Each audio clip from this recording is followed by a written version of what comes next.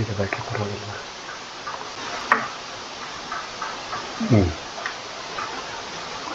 Hello,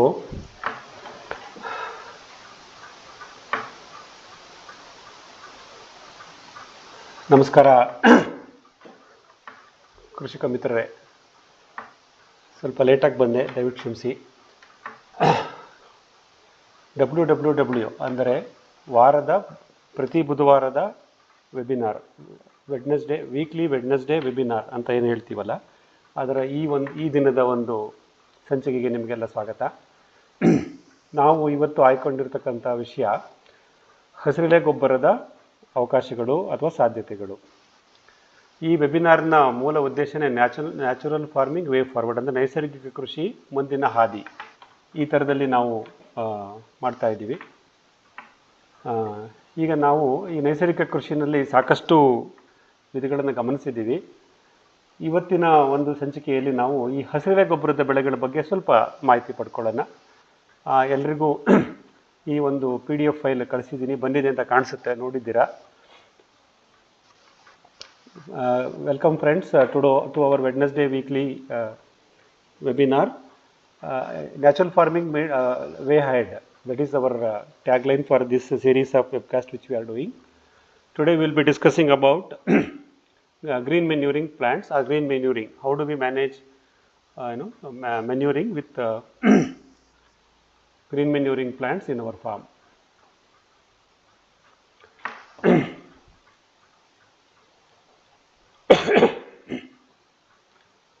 ಮಿತ್ರರೇ, ನಮ್ಮ ಉದ್ದೇಶ ಇಲ್ಲಿ ಒಳಸುರಿಗಳ ವೆಚ್ಚವನ್ನು ಕಮ್ಮಿ ಮಾಡ್ಕೋಬೇಕು ಮತ್ತು ನಮ್ಮ ಕೃಷಿ ಸುಸ್ಥಿರವಾಗಬೇಕು, ಪುನರುಜ್ಜೀವಕ ಕೃಷಿ ಆಗಬೇಕು ಅನ್ನೋ ಒಂದು ಉದ್ದೇಶದಿಂದ ನಾವು ನೈಸರ್ಗಿಕ ಕೃಷಿ ಹಾದಿಯನ್ನು ಹಿಡಿದಿದ್ದೀವಿ.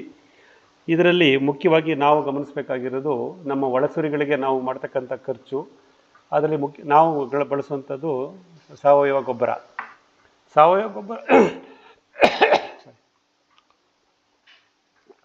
ಸಾವಯವ ಗೊಬ್ಬರವನ್ನು ಯಾವ ರೀತಿ ನಾವು ತಯಾರು ಮಾಡ್ಕೊತೀವಿ, ಹೇಗೆ ನಮ್ಮ ಮಣ್ಣಿಗೆ ಶಕ್ತಿ ತುಂಬುತ್ತೀವಿ ಅನ್ನೋದನ್ನು ಗಮನಿಸ್ತಾ ಹೋಗೋಣ. Friends, today we discuss about green manuring.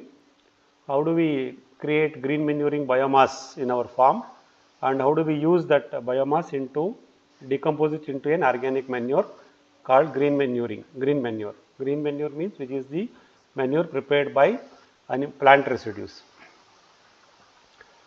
And we look at that in detail. Before that, we will understand what is the health of the soil. When I say our farmland or our soil is healthy, so what are the parameters? We should look at it.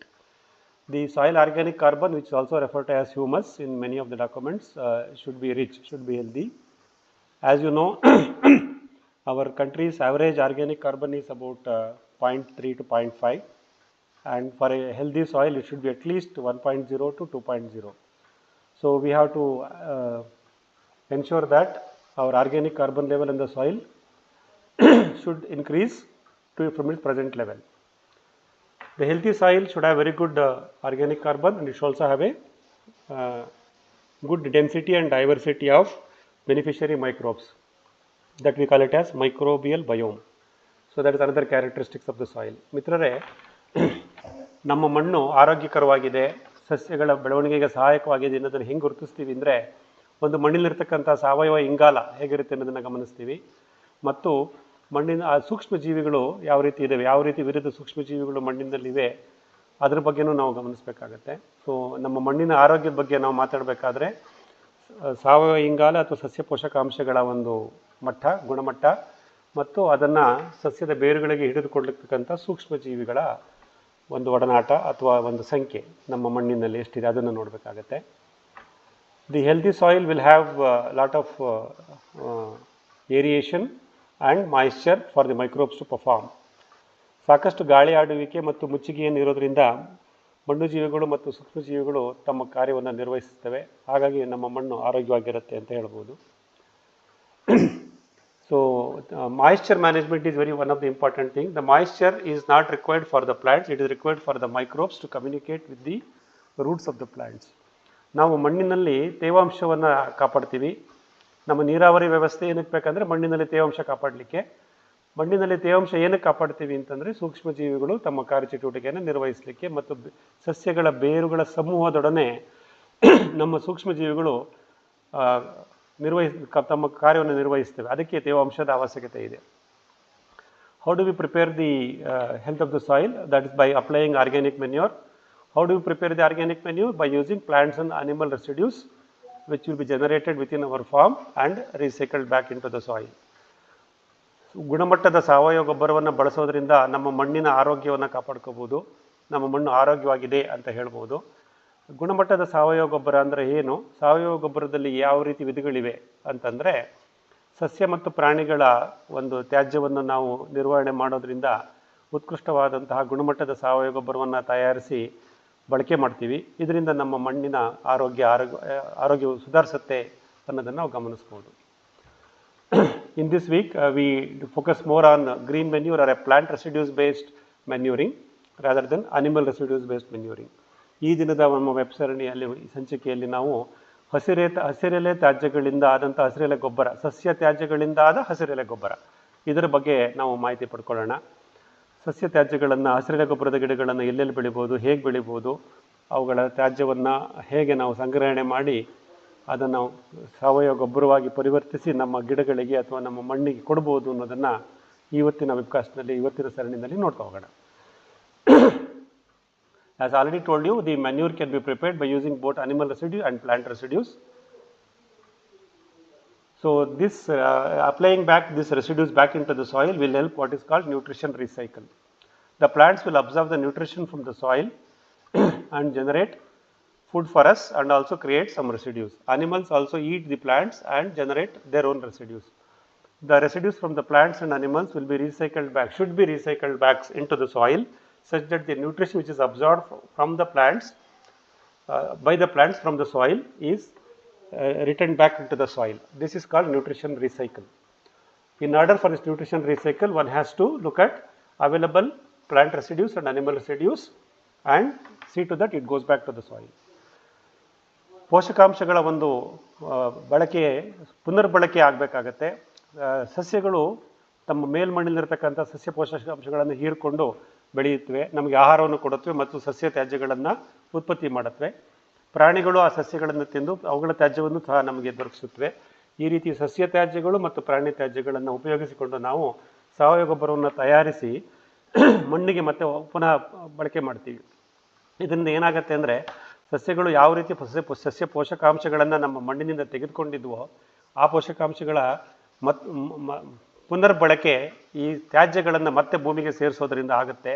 ಹಾಗಾಗಿ ಸಸ್ಯ ತ್ಯಾಜ್ಯಗಳು ಮತ್ತು ಪ್ರಾಣಿ ತ್ಯಾಜ್ಯಗಳನ್ನು ನಾವು ಸಂಗ್ರಹಿಸಿ ಅದನ್ನು ಉತ್ಕೃಷ್ಟಗೊಳಿಸಿ ಅದನ್ನು ಸಾವಯವ ಗೊಬ್ಬರವಾಗಿ ಪರಿವರ್ತಿಸಿ ನಮ್ಮ ಮಣ್ಣಿಗೆ ಅಥವಾ ನಮ್ಮ ವಾಣಿಜ್ಯ ಬೆಳೆಗಳಿಗೆ ಕೊಡಬೇಕಾಗತ್ತೆ. ಅದು ನಮ್ಮ ನೈಸರ್ಗಿಕ ಕೃಷಿಯ ಜವಾಬ್ದಾರಿ ಆಗುತ್ತೆ.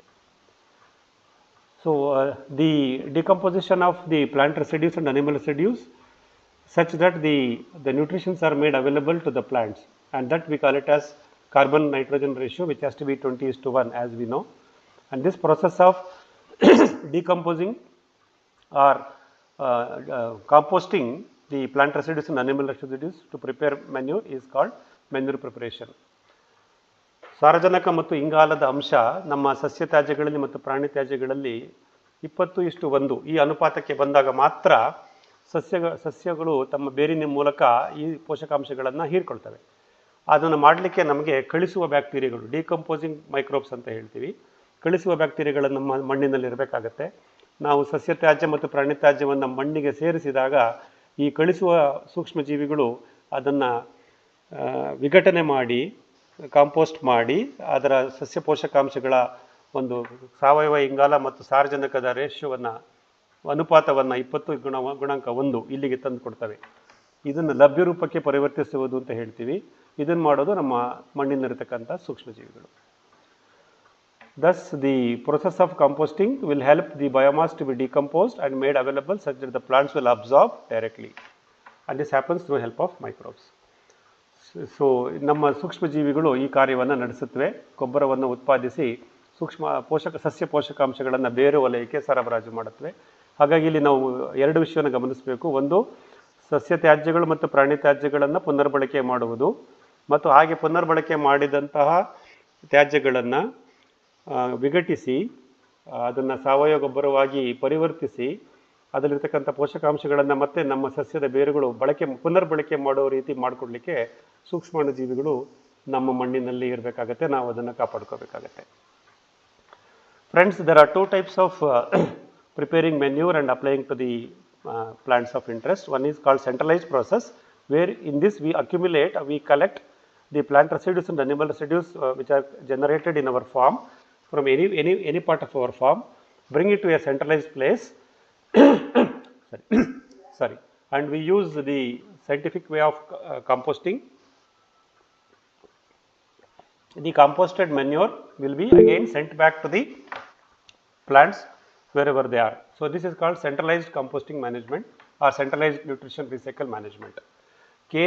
ಕೇಂದ್ರೀಕೃತವಾದಂಥ ಒಂದು ಸಾವಯವ ಗೊಬ್ಬರ ತಯಾರಿಕೆಯಲ್ಲಿ ನಮ್ಮ ಕೃಷಿ ಕ್ಷೇತ್ರದಲ್ಲಿ ಉತ್ಪಾದನೆ ಆಗತಕ್ಕಂಥ ಸಸ್ಯ ತ್ಯಾಜ್ಯಗಳು ಮತ್ತು ಪ್ರಾಣಿ ತ್ಯಾಜ್ಯಗಳನ್ನು ಒಂದು ಕಡೆಯಲ್ಲಿ ಸಂಗ್ರಹಿಸಿ ಅದನ್ನು ಮತ್ತೆ ಸಾವಯವ ಗೊಬ್ಬರವಾಗಿ ಪರಿವರ್ತಿಸಿ ಉತ್ಕೃಷ್ಟವಾದ ಗೊಬ್ಬರವನ್ನು ತಯಾರಿಸಿ ಅದನ್ನು ಮತ್ತೆ ತೆಗೆದುಕೊಂಡೋಗಿ ನಮ್ಮ ತೋಟದಲ್ಲಿ ಗಿಡದ ಬುಡಗಳಿಗೆ ಸೇರಿಸ್ತಕ್ಕಂಥ ಒಂದು ಪ್ರಯೋಗ ಇದೆ ಅಥವಾ ಒಂದು ಪ್ರಯತ್ನ ಇದೆ.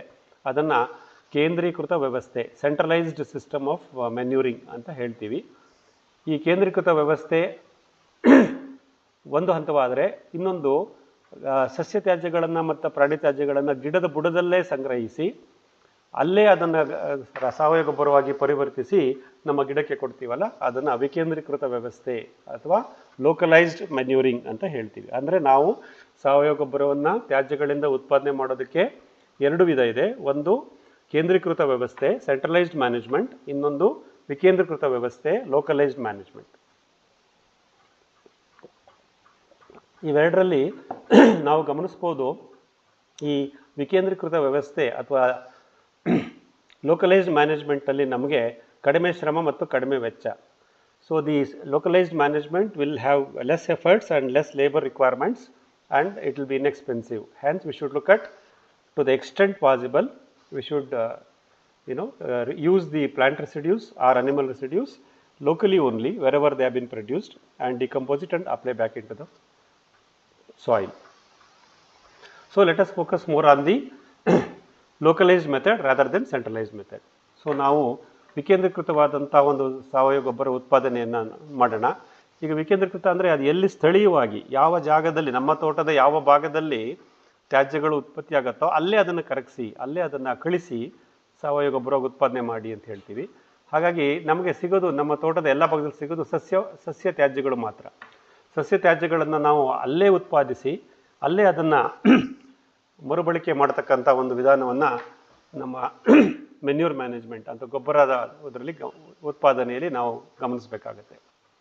ಈ ರೀತಿ ಹಸಿರೆಲೆ ಗೊಬ್ಬರವನ್ನು ನಮ್ಮ ತೋಟದಲ್ಲೇ ಬೆಳೆದು ಅಲ್ಲೇ ಅದನ್ನು ಅಲ್ಲೇ ತಾವೆಲ್ಲಿ ಬೆಳಿತೀವೋ ಅದೇ ಜಾಗದಲ್ಲಿ ಅದನ್ನು ಮುಚ್ಚಿಗೆ ಮಾಡಿ ಸಾವಯವ ಗೊಬ್ಬರ ಮಾಡಿ ಗಿಡಗಳಿಗೆ ಕೊಡ್ತೀವಲ್ಲ, ಸೊ ಈ ಪ್ರೋಸೆಸ್ಗೆ ನಾವು ವಿಕೇಂದ್ರೀಕೃತ ವ್ಯವಸ್ಥೆ ಮತ್ತು ಆ ರೀತಿ ಉತ್ಪಾದನೆ ಗೊಬ್ಬರಕ್ಕೆ ಹಸಿರೆಲೆ ಗೊಬ್ಬರ ಅಂತ ಕರಿತೀವಿ.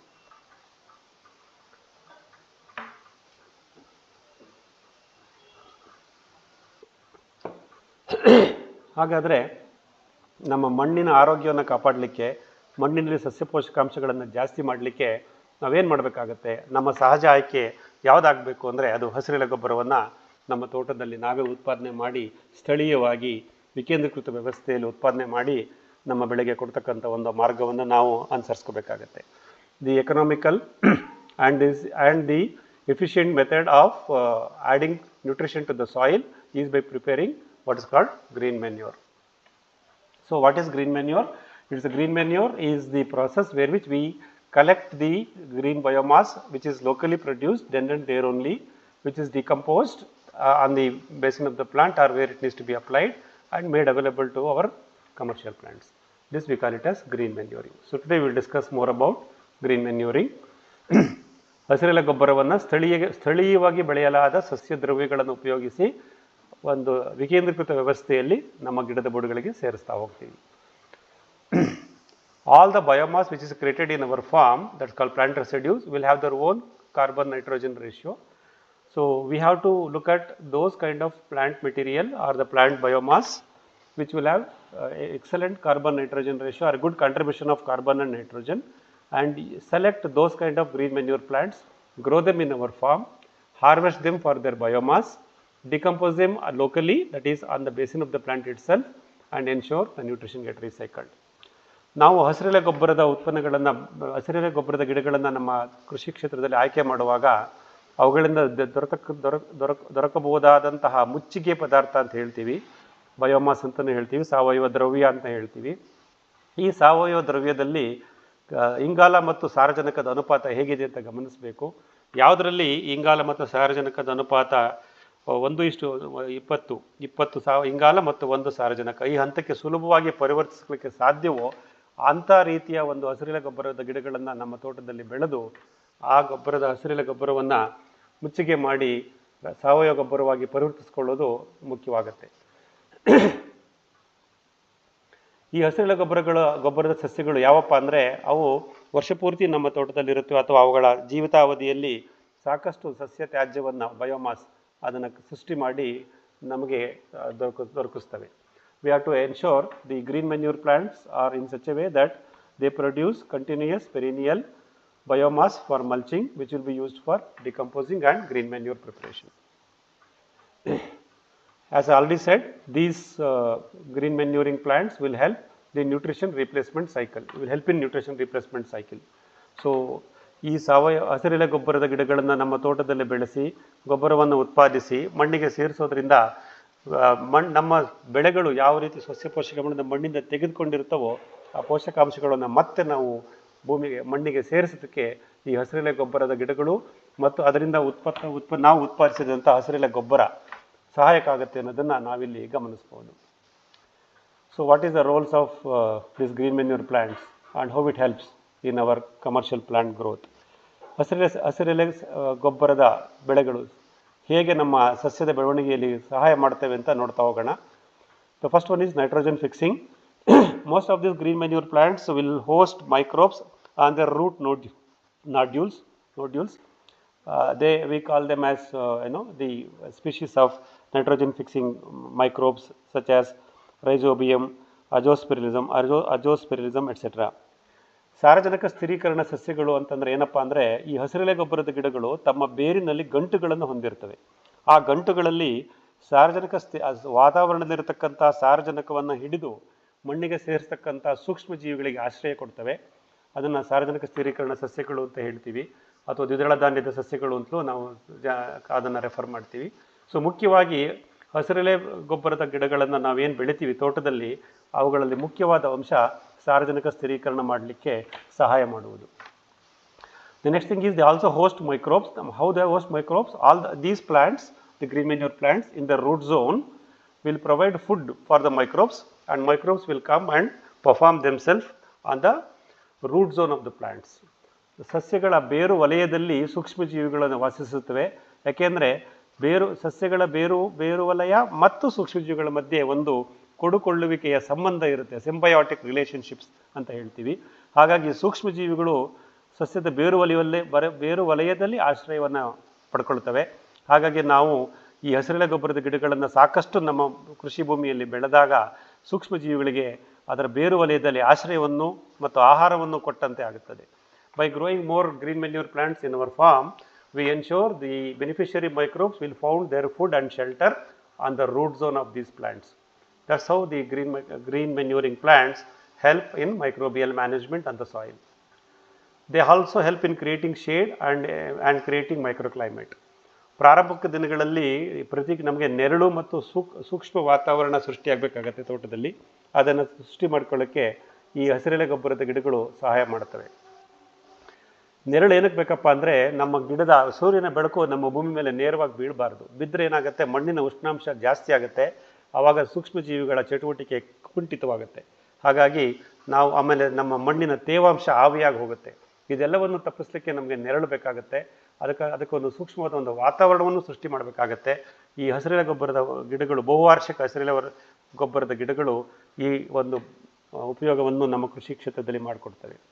The shade is required to ensure the soil is always kept moist.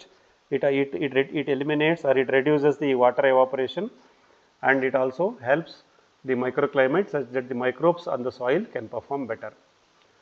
These green manuring plants which we choose and grow wherever possible in our farm will return quality biomass, that is plant residues, which will be used for mulching. In turn, that mulched material will become decomposed into 1:20 nitrogen carbon ratio and again applied as a plant nutrition. So ಈ ಹಸಿರೆಲೆ ಗೊಬ್ಬರದ ಸಸ್ಯಗಳು ಸಾವಯವ ದ್ರವ್ಯವನ್ನು ಹಸಿರೆಲೆ ಗೊಬ್ಬರದ ದ್ರವ್ಯವನ್ನು ಉತ್ಪಾದನೆ ಮಾಡಿ ನಮಗೆ ಕೊಡ್ತವೆ. ಅದನ್ನು ನಾವು ನಿಗದಿತವಾಗಿ ಕತ್ತರಿಸಿ ಗಿಡದ ಬುಡದಲ್ಲಿ ಮುಚ್ಚಿಗೆ ಮಾಡೋದ್ರಿಂದ ನಾವು ಅದಕ್ಕೆ ಒಂದು ಸಾವಯವ ಗುಣಮಟ್ಟದ ಸಾವಯವ ಗೊಬ್ಬರವನ್ನು ಸ್ಥಳೀಯವಾಗಿ ವಿಕೇಂದ್ರೀಕೃತ ವ್ಯವಸ್ಥೆಯಲ್ಲಿ ನಿರ್ಮಿಸ್ಕೊಳ್ಳೋಕ್ಕೆ ಸಾಧ್ಯವಾಗುತ್ತೆ. Create biodiversity and food for soil organisms. So these green manure plants will help in creating biodiversity. They will host different types of plants and insects and birds on them, provide food for them as well, and thereby they also help in providing food for the various soil organisms.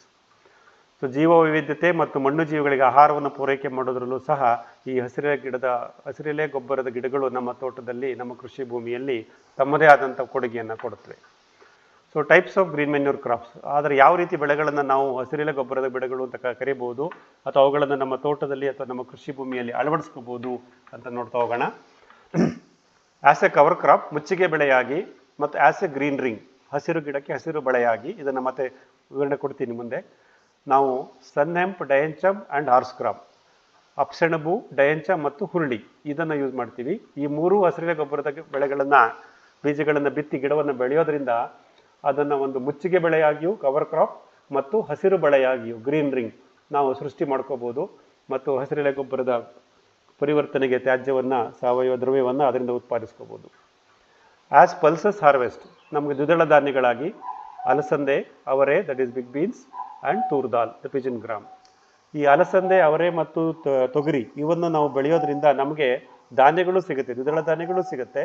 ಮತ್ತು ಈ ಒಂದು ದ್ವಿದಳ ಧಾನ್ಯ ಬೆಳೆಗಳು ನಮ್ಮ ಮಣ್ಣಿನಲ್ಲಿ ಸಾವಯವ ಸಾರಜನಕ ಸ್ಥಿರೀಕರಣ ಮಾಡೋದ್ರ ಜೊತೆಗೆ ಎಲೆಗಳನ್ನು ಉದುರಿಸಿ ಅಥವಾ ಒಂದು ಸಾವಯವ ದ್ರವ್ಯವನ್ನು ಉತ್ಪಾದನೆ ಮಾಡಿಕೊಡ್ತವೆ.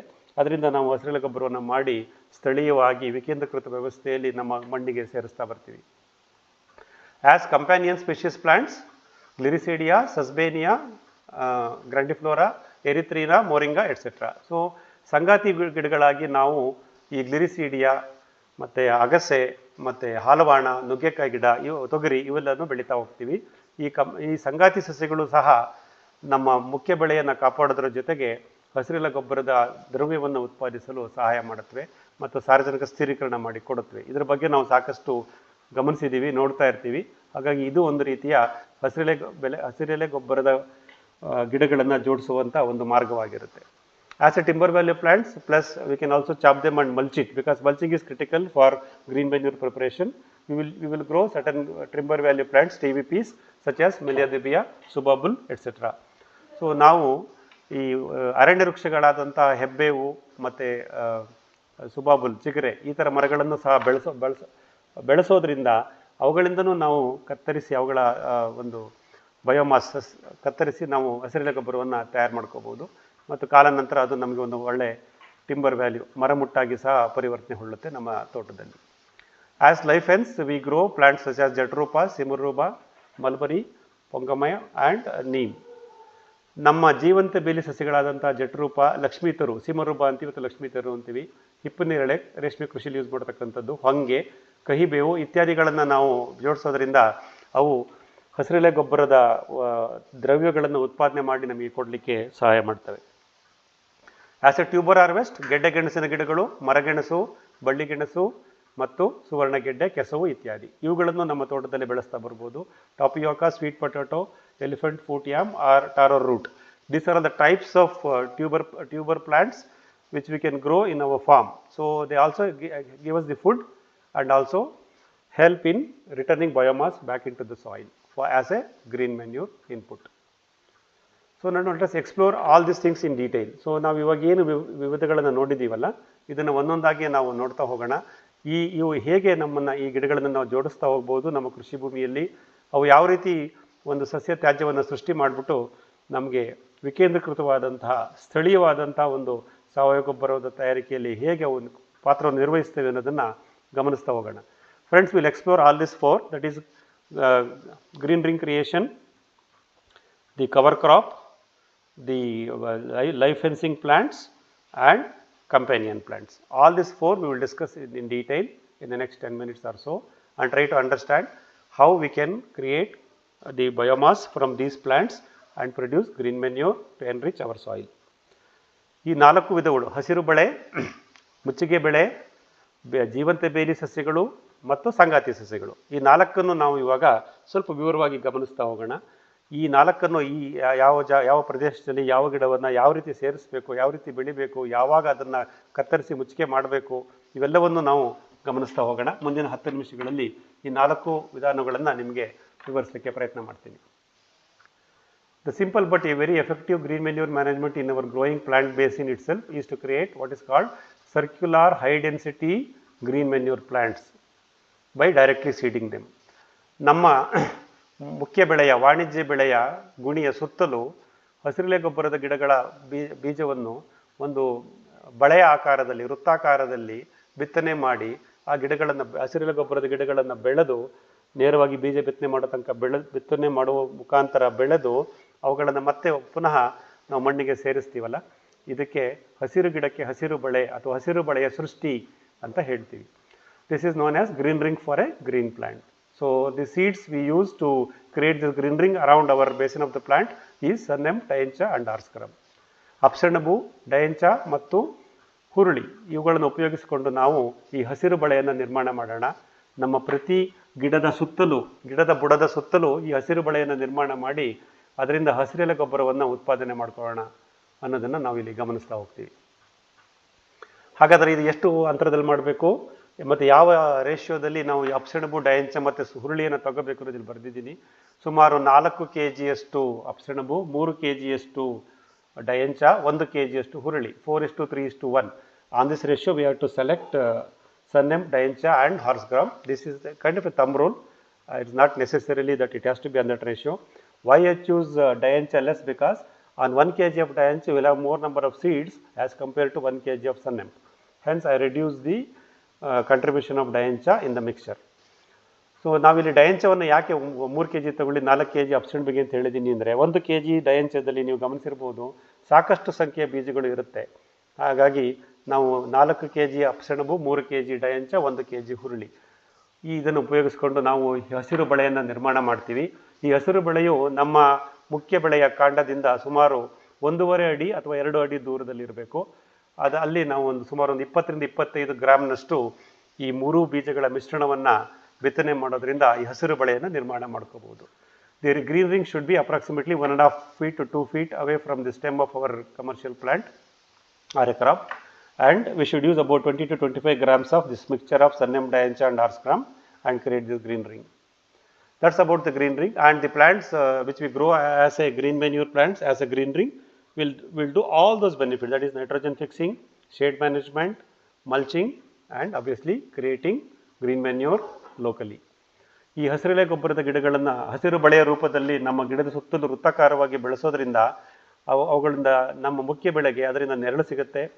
ಅವು ಸಾರಜನಕವನ್ನು ಸ್ಥಿರೀಕರಣ ಮಾಡಿ ಮಣ್ಣಿಗೆ ಸೇರಿಸ್ತಾ ಹೋಗ್ತವೆ, ಮುಚ್ಚಿಗೆಯಾಗಿ ಕೆಲಸ ಮಾಡ್ತವೆ ಮತ್ತು ಉತ್ಕೃಷ್ಟವಾದಂಥ ಒಂದು ಸಾವಯವ ಗೊಬ್ಬರವನ್ನು ಸ್ಥಳೀಯವಾಗಿ ವಿಕೇಂದ್ರೀಕೃತ ಮಾದರಿಯಲ್ಲಿ ನಮ್ಮ ಗಿಡದ ಬುಡದಲ್ಲೇ ಉತ್ಪಾದನೆ ಮಾಡಲಿಕ್ಕೆ ಸಹಾಯ ಮಾಡ್ತವೆ. ಮಿತ್ರರೇ, ಹಸಿರು ಗಿಡಕ್ಕೆ ಹಸಿರು ಬಳೆ ಮರಿಬೇಡಿ. ಇದನ್ನು ನಾನು ಕಳೆದ ಒಂದು ವೆಬಿನಾರಲ್ಲೂ ಹೇಳಿದ್ದೀನಿ. ನಾವು ಯಾವುದೇ ಹೊಸ ಗಿಡವನ್ನು ತಂದು ನಮ್ಮ ತೋಟದಲ್ಲಿ ನೆಡುವಾಗ ಒಂದು 7 ಆ್ಯಕ್ಷನಬಲ್ಸ್, 7 ಹಂತಗಳಿದೆ ಅಂತ. ಆ 7 ಹಂತದಲ್ಲಿ ಈ ಹಸಿರು ಬಳೆ ನಿರ್ಮಾಣವು ಸಹ ಒಂದು ಮುಖ್ಯವಾದ ಹಂತ. ನೀವು ಇದನ್ನು ನನ್ನ MS ಫಾರ್ಮಲ್ಲೂ ನಾನು ಕಳೆದ ವಾರ ಹೋದಾಗ ಅದನ್ನು ನಿಮಗೆ ತೋರಿಸಿದ್ದೀನಿ, ಅಪ್ಲೋಡ್ ಮಾಡಿದ್ದೀನಿ. ಸೊ ಹಾಗಾಗಿ ದಯವಿಟ್ಟು ಈ ಹಸಿರು ಗಿಡಕ್ಕೆ ಹಸಿರು ಬಳೆ ಅನ್ನೋದನ್ನು ಮರಿಬೇಡಿ, ಮಾಡ್ತಾ ಬನ್ನಿ. ಅದರದ್ದು ಬೆನಿಫಿಟ್ಟು ನಮ್ಮ ಮುಖ್ಯ ಬೆಳೆಗೆ ಸಿಗುತ್ತೆ. ಅದನ್ನು ನಮ್ಮ 2 ತೋಟದಲ್ಲಿ ನಾನು ಅದನ್ನು ಗಮನಿಸಿದ್ದೀನಿ. Friends, next is green cover crops. These green cover crops will be grown on the interspaces or wherever the sunlight falls on our farm and this will help in what is called weed management or creating diversity in the weed management. ಈ ಹಸಿರು ಹೊದಿಕೆ ಬೆಳೆಗಳು ನಮ್ಮ ಕೃಷಿ ಭೂಮಿಯಲ್ಲಿ ಎಲ್ಲೆಲ್ಲಿ ಬಿಸಿಲು ಬೀಳುತ್ತೋ ಅಲ್ಲೆಲ್ಲ ನಾವು ಬೆಳಿಬೋದು. ನಾವೇನು ಬೆಳೆದಿಲ್ಲ ಅಂದರೆ ನೈಸರ್ಗಿಕವಾಗಿ ಕೆಲವು ಗಿಡಗಳು ಹುಟ್ಟುತ್ತವೆ, ಅದನ್ನು ನಾವು ಕಳೆ ಅಂತ ಕರಿತೀವಿ. ಆ ಕಳೆ ಹುಟ್ಟುವ ಜಾಗದಲ್ಲಿ ನಾವು ಈ ಹೊದಿಕೆ ಬೆಳೆಗಳನ್ನು ಬೆಳೆಯೋದ್ರಿಂದ ಕಳೆಯಲ್ಲಿ ಒಂದು ರೀತಿ ವೈವಿಧ್ಯತೆಯನ್ನು ತರಬಹುದು ಅನ್ನೋದನ್ನು ನೀವು ಗಮನಿಸಬೇಕು. So these green cover crops will be broadcasted and grown all on entire surface, that is between the two grid lines or where the open space available, and they grow and they do what is called green cover. They ensure the soil moisture is maintained, evaporation is minimized, and they do nitrogen fixing in all along entire square feet of our land, and they also provide mulching material. So we do brush cutting, we mulch them such that they decompose locally, then and there only, then they enrich our soil. ಈ ಹಸಿರು ಮುಚ್ಚಿಗೆ ಬೆಳೆಗಳನ್ನು ನಾವು ಎಲ್ಲ ಕಡೆ ಬೆಳೆಯೋದ್ರಿಂದ ಅವು ಒಂದು ಮುಚ್ಚಿಗೆ ಒಂದು ಹೊದಿಕೆ ರೂಪದಲ್ಲಿ ಇರ್ತವೆ, ಹಸಿರು ಹೊದಿಕೆ ರೂಪದಲ್ಲಿ ಇರುತ್ತೆ. ಇದರಿಂದ ನಮಗೆ ಒಂದು ಮಣ್ಣಿನ ತೇವಾಂಶವನ್ನು ರಕ್ಷಣೆ ಮಾಡಲಿಕ್ಕೆ, ನೀರು ಆವಿಯಾಗೋದನ್ನು ತಪ್ಪಿಸಲಿಕ್ಕೆ ಮತ್ತು ಸೂಕ್ಷ್ಮ ಜೀವಿಗಳಿಗೆ ಒಂದು ಕತ್ತಲೆ ವಾತಾವರಣವನ್ನು ನಿರ್ಮಾಣ ಮಾಡಿಕೊಡ್ಲಿಕ್ಕೆ ಈ ಮುಚ್ಚಿಗೆ ಬೆಳೆಗಳು ಸಹಾಯ ಮಾಡುತ್ತವೆ. ಮತ್ತು ಅದನ್ನು ನಾವು ಕತ್ತರಿಸಿದಾಗ, ನಮ್ಮ ಕಳೆ ಕೊಚ್ಚುವ ಯಂತ್ರದಿಂದ ಬ್ರಷ್ ಕಟ್ಟರಿಂದ ಕತ್ತರಿಸಿದಾಗ ಅಲ್ಲಿ ಬಿದ್ದಂಥ ಒಂದು ಸ್ಥಳೀಯವಾಗಿ ಬಿದ್ದಂಥ ಅದರದ ಒಂದು ದ್ರವ್ಯಗಳು ಅಲ್ಲೇ ಗೊಬ್ಬರವಾಗಿ ಪರಿವರ್ತನೆ ಆಗುತ್ತೆ. ನಮ್ಮ ತೋಟದ ಪ್ರತಿ ಚದುರ ಅಡಿಯಲ್ಲೂ ನಾವು ಈ ರೀತಿ ಮಣ್ಣಿನ ಸಾವಯವ ಇಂಗಾಲವನ್ನು ಜಾಸ್ತಿ ಮಾಡ್ಕೋಬೋದು. ಅದಕ್ಕೆ ನಮ್ಮಲ್ಲಿರ್ತಕ್ಕಂಥ ಒಂದು ಸುಲಭವಾದ ಮಾರ್ಗ ಹಸಿರು ಮುಚ್ಚಿಗೆ ಬೆಳೆಗಳು.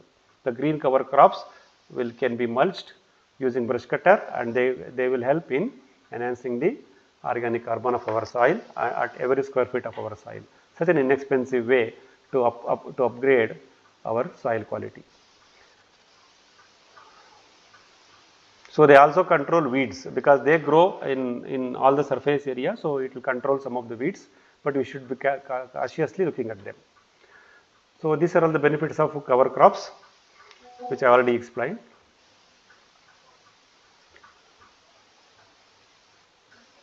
So what we have to ensure that these cover crops should not dominate and then stop the growth of natural weeds, because we also need natural plants or weeds to be grown in our farm. ಈ ಹಸಿರು ಮುಚ್ಚಿಗೆ ಬೆಳೆಗಳು ವಿಪರೀತ ನಮ್ಮ ತೋಟ ಪೂರ್ತಿ ಅದೇ ಆವರಿಸ್ಕೊಂಡ್ಬಿಟ್ಟು ಕಳೆ ವೈವಿಧ್ಯತೆಯನ್ನು ನಾಶ ಮಾಡೋ ರೀತಿ ನಾವು ನೋಡ್ಕೋಬೇಕಾಗುತ್ತೆ. ಉದಾಹರಣೆಗೆ ನಾನು ಒಂದ್ಸಲ ವೆಲ್ವೆಟ್ ಬೀನ್ಸ್ ಹಾಕಿದ್ದೆ, ತೋಟ ತುಂಬ ಹಬ್ಕೊಂಡ್ಬಿಟ್ಟಿತ್ತು. ಬೇರೆ ಯಾವ ಕಳೆನ ಬೆಳಿಲಿಕ್ಕೂ, ಬೇರೆ ಯಾವುದೇ ದ್ವಿದಳ ಧಾನ್ಯ ಗಿಡದ ಬೆಳೆಯೋಕ್ಕೂ ಬಿಡ್ತಾ ಇರಲಿಲ್ಲ. ಕೊನೆಗೆ ನಾನು ಅದನ್ನು 5-6 ತಿಂಗಳಿಗೆ ಕಳೆ ಹೊಡೆ ಮಿಷನಿಂದ ಕತ್ತರಿಸಿದ್ದಾಯಿತು. ಹಾಗಾಗಿ ನಾನು ಹೇಳ್ತೀನಿ, ಈ ವೆಲ್ವೆಟ್ ಬೀನ್ಸ್ ಅನ್ನೋದನ್ನು ನಾವು ಹಸಿರು ಮುಚ್ಚಿಗೆ ಬೆಳೆಯಾಗಿ ಉಪಯೋಗಿಸುವಾಗ ಸ್ವಲ್ಪ ನಾವು ಕೇರ್ಫುಲ್ ಆಗಿರಬೇಕು ಅಥವಾ ಗಮನಿಸ್ತಾ ಇರಬೇಕು ಅನ್ನೋದನ್ನು ನನ್ನ ಅನುಭವಕ್ಕೆ ಬಂದಿದೆ, ನಿಮ್ಗೆ ಹೇಳಕ್ಕೆ ಇಷ್ಟಪಡ್ತೀನಿ. So what are the types of green cover crops we can grow in our farm? As per the season, we can grow them. We can grow Sunnyamp and Diancha and along with horse crop whenever we want, whenever there is soil moisture or we have an irrigation system to maintain soil moisture with help of Winkler or sprinkler system. One can grow Sunnyamp and Diancha anytime and every time. ಅಪ್ಸೆಣಬು ಮತ್ತು ಡಯಾಂಚ ಬೀಜಗಳು ಮತ್ತು ಹುರುಳಿ ಬೀಜವನ್ನು ಮಿಶ್ರಣ ಮಾಡಿ ನಾವು ಹೊದಿಕೆ ಬೆಳೆಯಾಗಿ, ಮಣ್ಣಿನ ಮುಚ್ಚಿಗೆ ಬೆಳೆಯಾಗಿ ಬೆಳೀತಾ ಹೋಗ್ಬೋದು, ಹುರುಳಿ ಬೆಳಿಬೋದು. ಆಮೇಲೆ ಈ ಸಿಹಿಗೆಣಸಿನ ಬಳ್ಳಿಗಳು, ಸ್ವೀಟ್ ಪೊಟ್ಯಾಟೊ ಅಂತ ಹೇಳ್ತೀವಿ, ಅದನ್ನು ನಾಟಿ ಮಾಡೋದ್ರಿಂದ ಅದು ಕವರ್ ಕ್ರಾಪ್ ಆಗಿ ಮುಚ್ಚಿಗೆಯಾಗಿ ಬೆಳೀತಾ ಹೋಗುತ್ತೆ.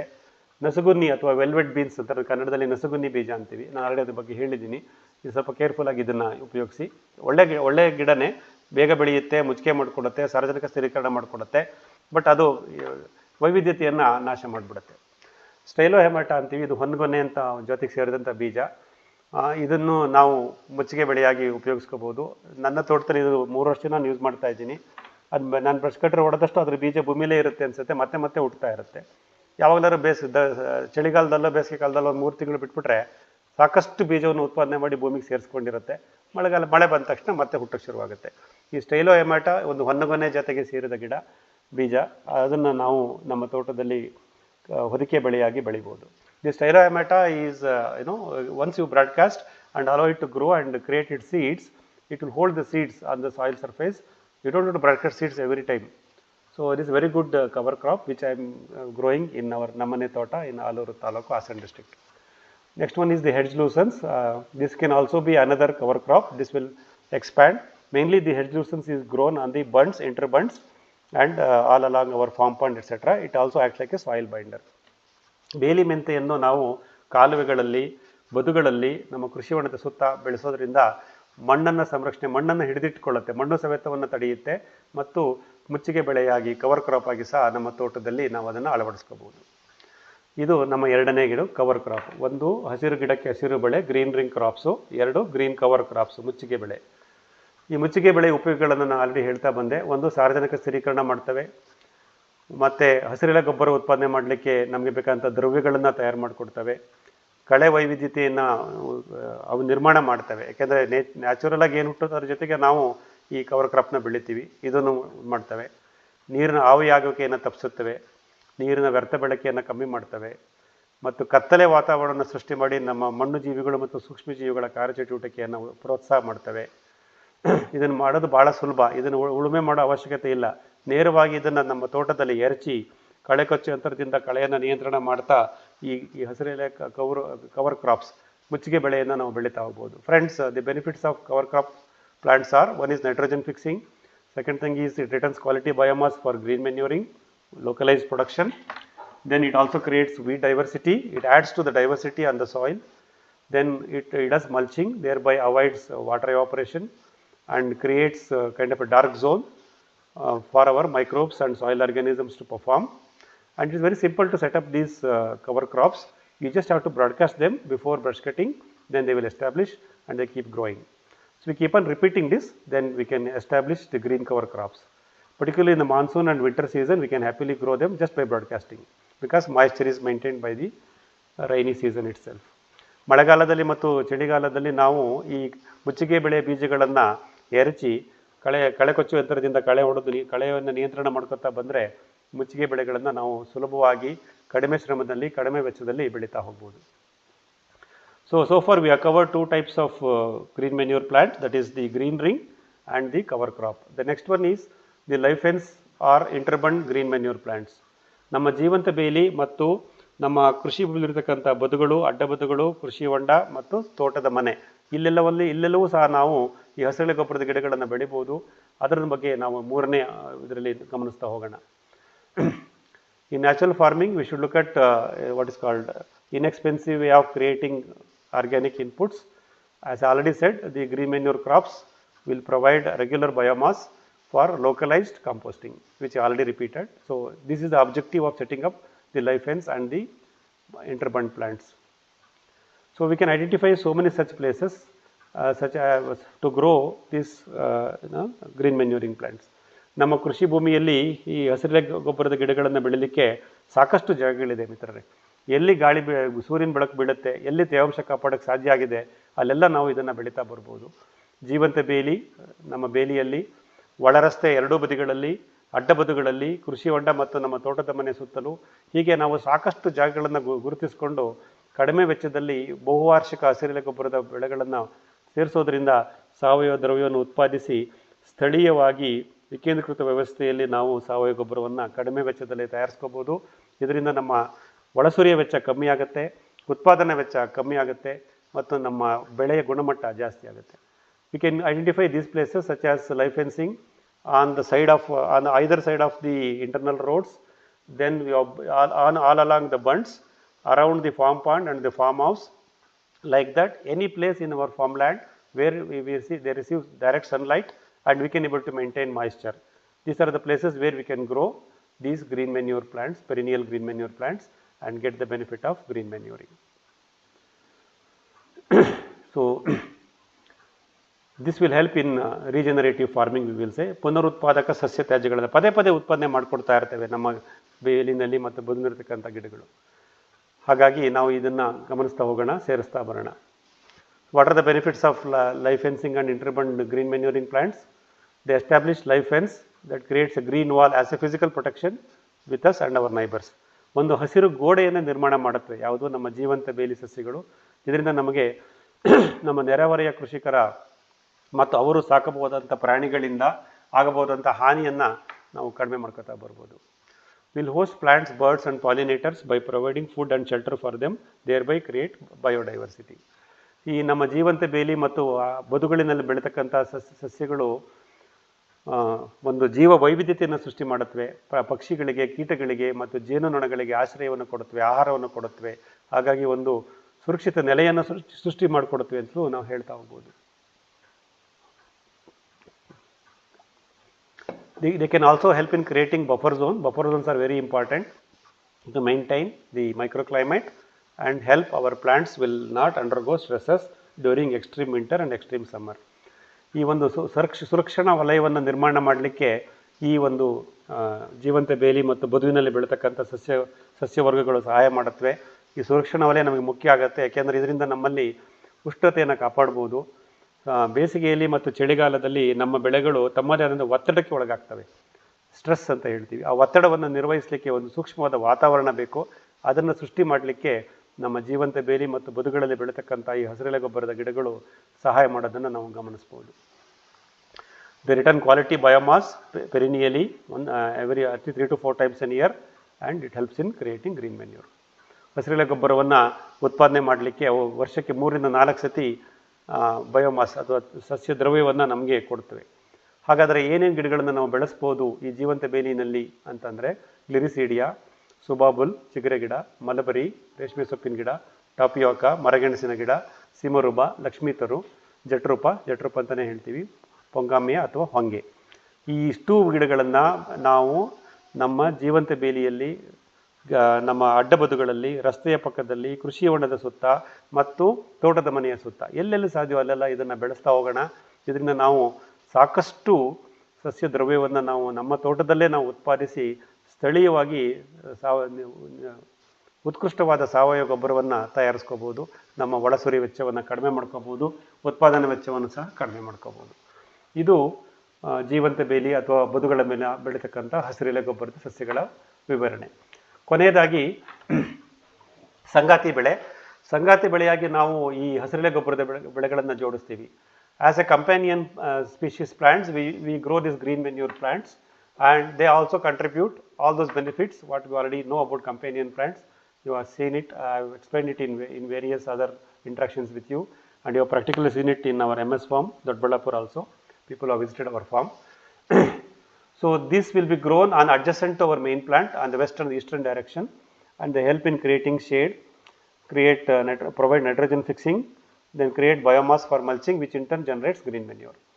ಈ ಸಂಗಾತಿ ಗಿಡಗಳು ನಮ್ಮ ಮುಖ್ಯ ಬೆಳೆಗೆ ನೆರಳನ್ನು ಸೃಷ್ಟಿ ಮಾಡುತ್ತವೆ. ಸಾರ್ವಜನಿಕ ಸ್ಥಿರೀಕರಣ ಸೂಕ್ಷ್ಮಜೀವಿಗಳಿಗೆ ಆಶ್ರಯ ಕೊಟ್ಟು ಮಣ್ಣಿನಲ್ಲಿ ಸಾರ್ವಜನಿಕ ಸ್ಥಿರೀಕರಣ ಆಗೋ ರೀತಿ ನೋಡ್ಕೊಳ್ಳುತ್ತವೆ ಮತ್ತು ಮುಚ್ಚಿಗೆ ದ್ರವ್ಯವನ್ನು ಉತ್ಪಾದನೆ ಮಾಡಿಕೊಟ್ಟು ಹಸಿರೆಲೆ ಗೊಬ್ಬರವನ್ನು ಅಲ್ಲೇ ಸ್ಥಳೀಯವಾಗಿ ವಿಕೇಂದ್ರೀಕೃತ ವ್ಯವಸ್ಥೆಯಲ್ಲಿ ಉತ್ಪಾದನೆ ಮಾಡಲಿಕ್ಕೆ ಸಹಾಯ ಮಾಡುತ್ತವೆ. ಹಾಗಾಗಿ ಇದನ್ನು ನಾವು ಸಂಗಾತಿ ಸಸ್ಯಗಳು ಅಂತ ಕರಿತೀವಿ. ಇದನ್ನು ನಾವು ಪ್ರಾರಂಭದಲ್ಲೇ ಮಾಡಬೇಕು. ನಾವು ಮುಖ್ಯ ಬೆಳೆ ಯಾವಾಗ ನಾಟಿ ಮಾಡ್ತೀವೋ ಅಥವಾ ಬಿತ್ತನೆ ಮಾಡ್ತೀವೋ ಅದರ ಪಕ್ಕದಲ್ಲಿ ಈ ಸಂಗಾತಿ ಸಸ್ಯಗಳನ್ನು ಹಾಕಬೇಕು. ಇದನ್ನು ನೀವು ಗಮನಿಸಿದ್ದೀರಾ ಅಂತ ನಾನು ಅಂದ್ಕೊಳ್ತೀನಿ. ಸೊ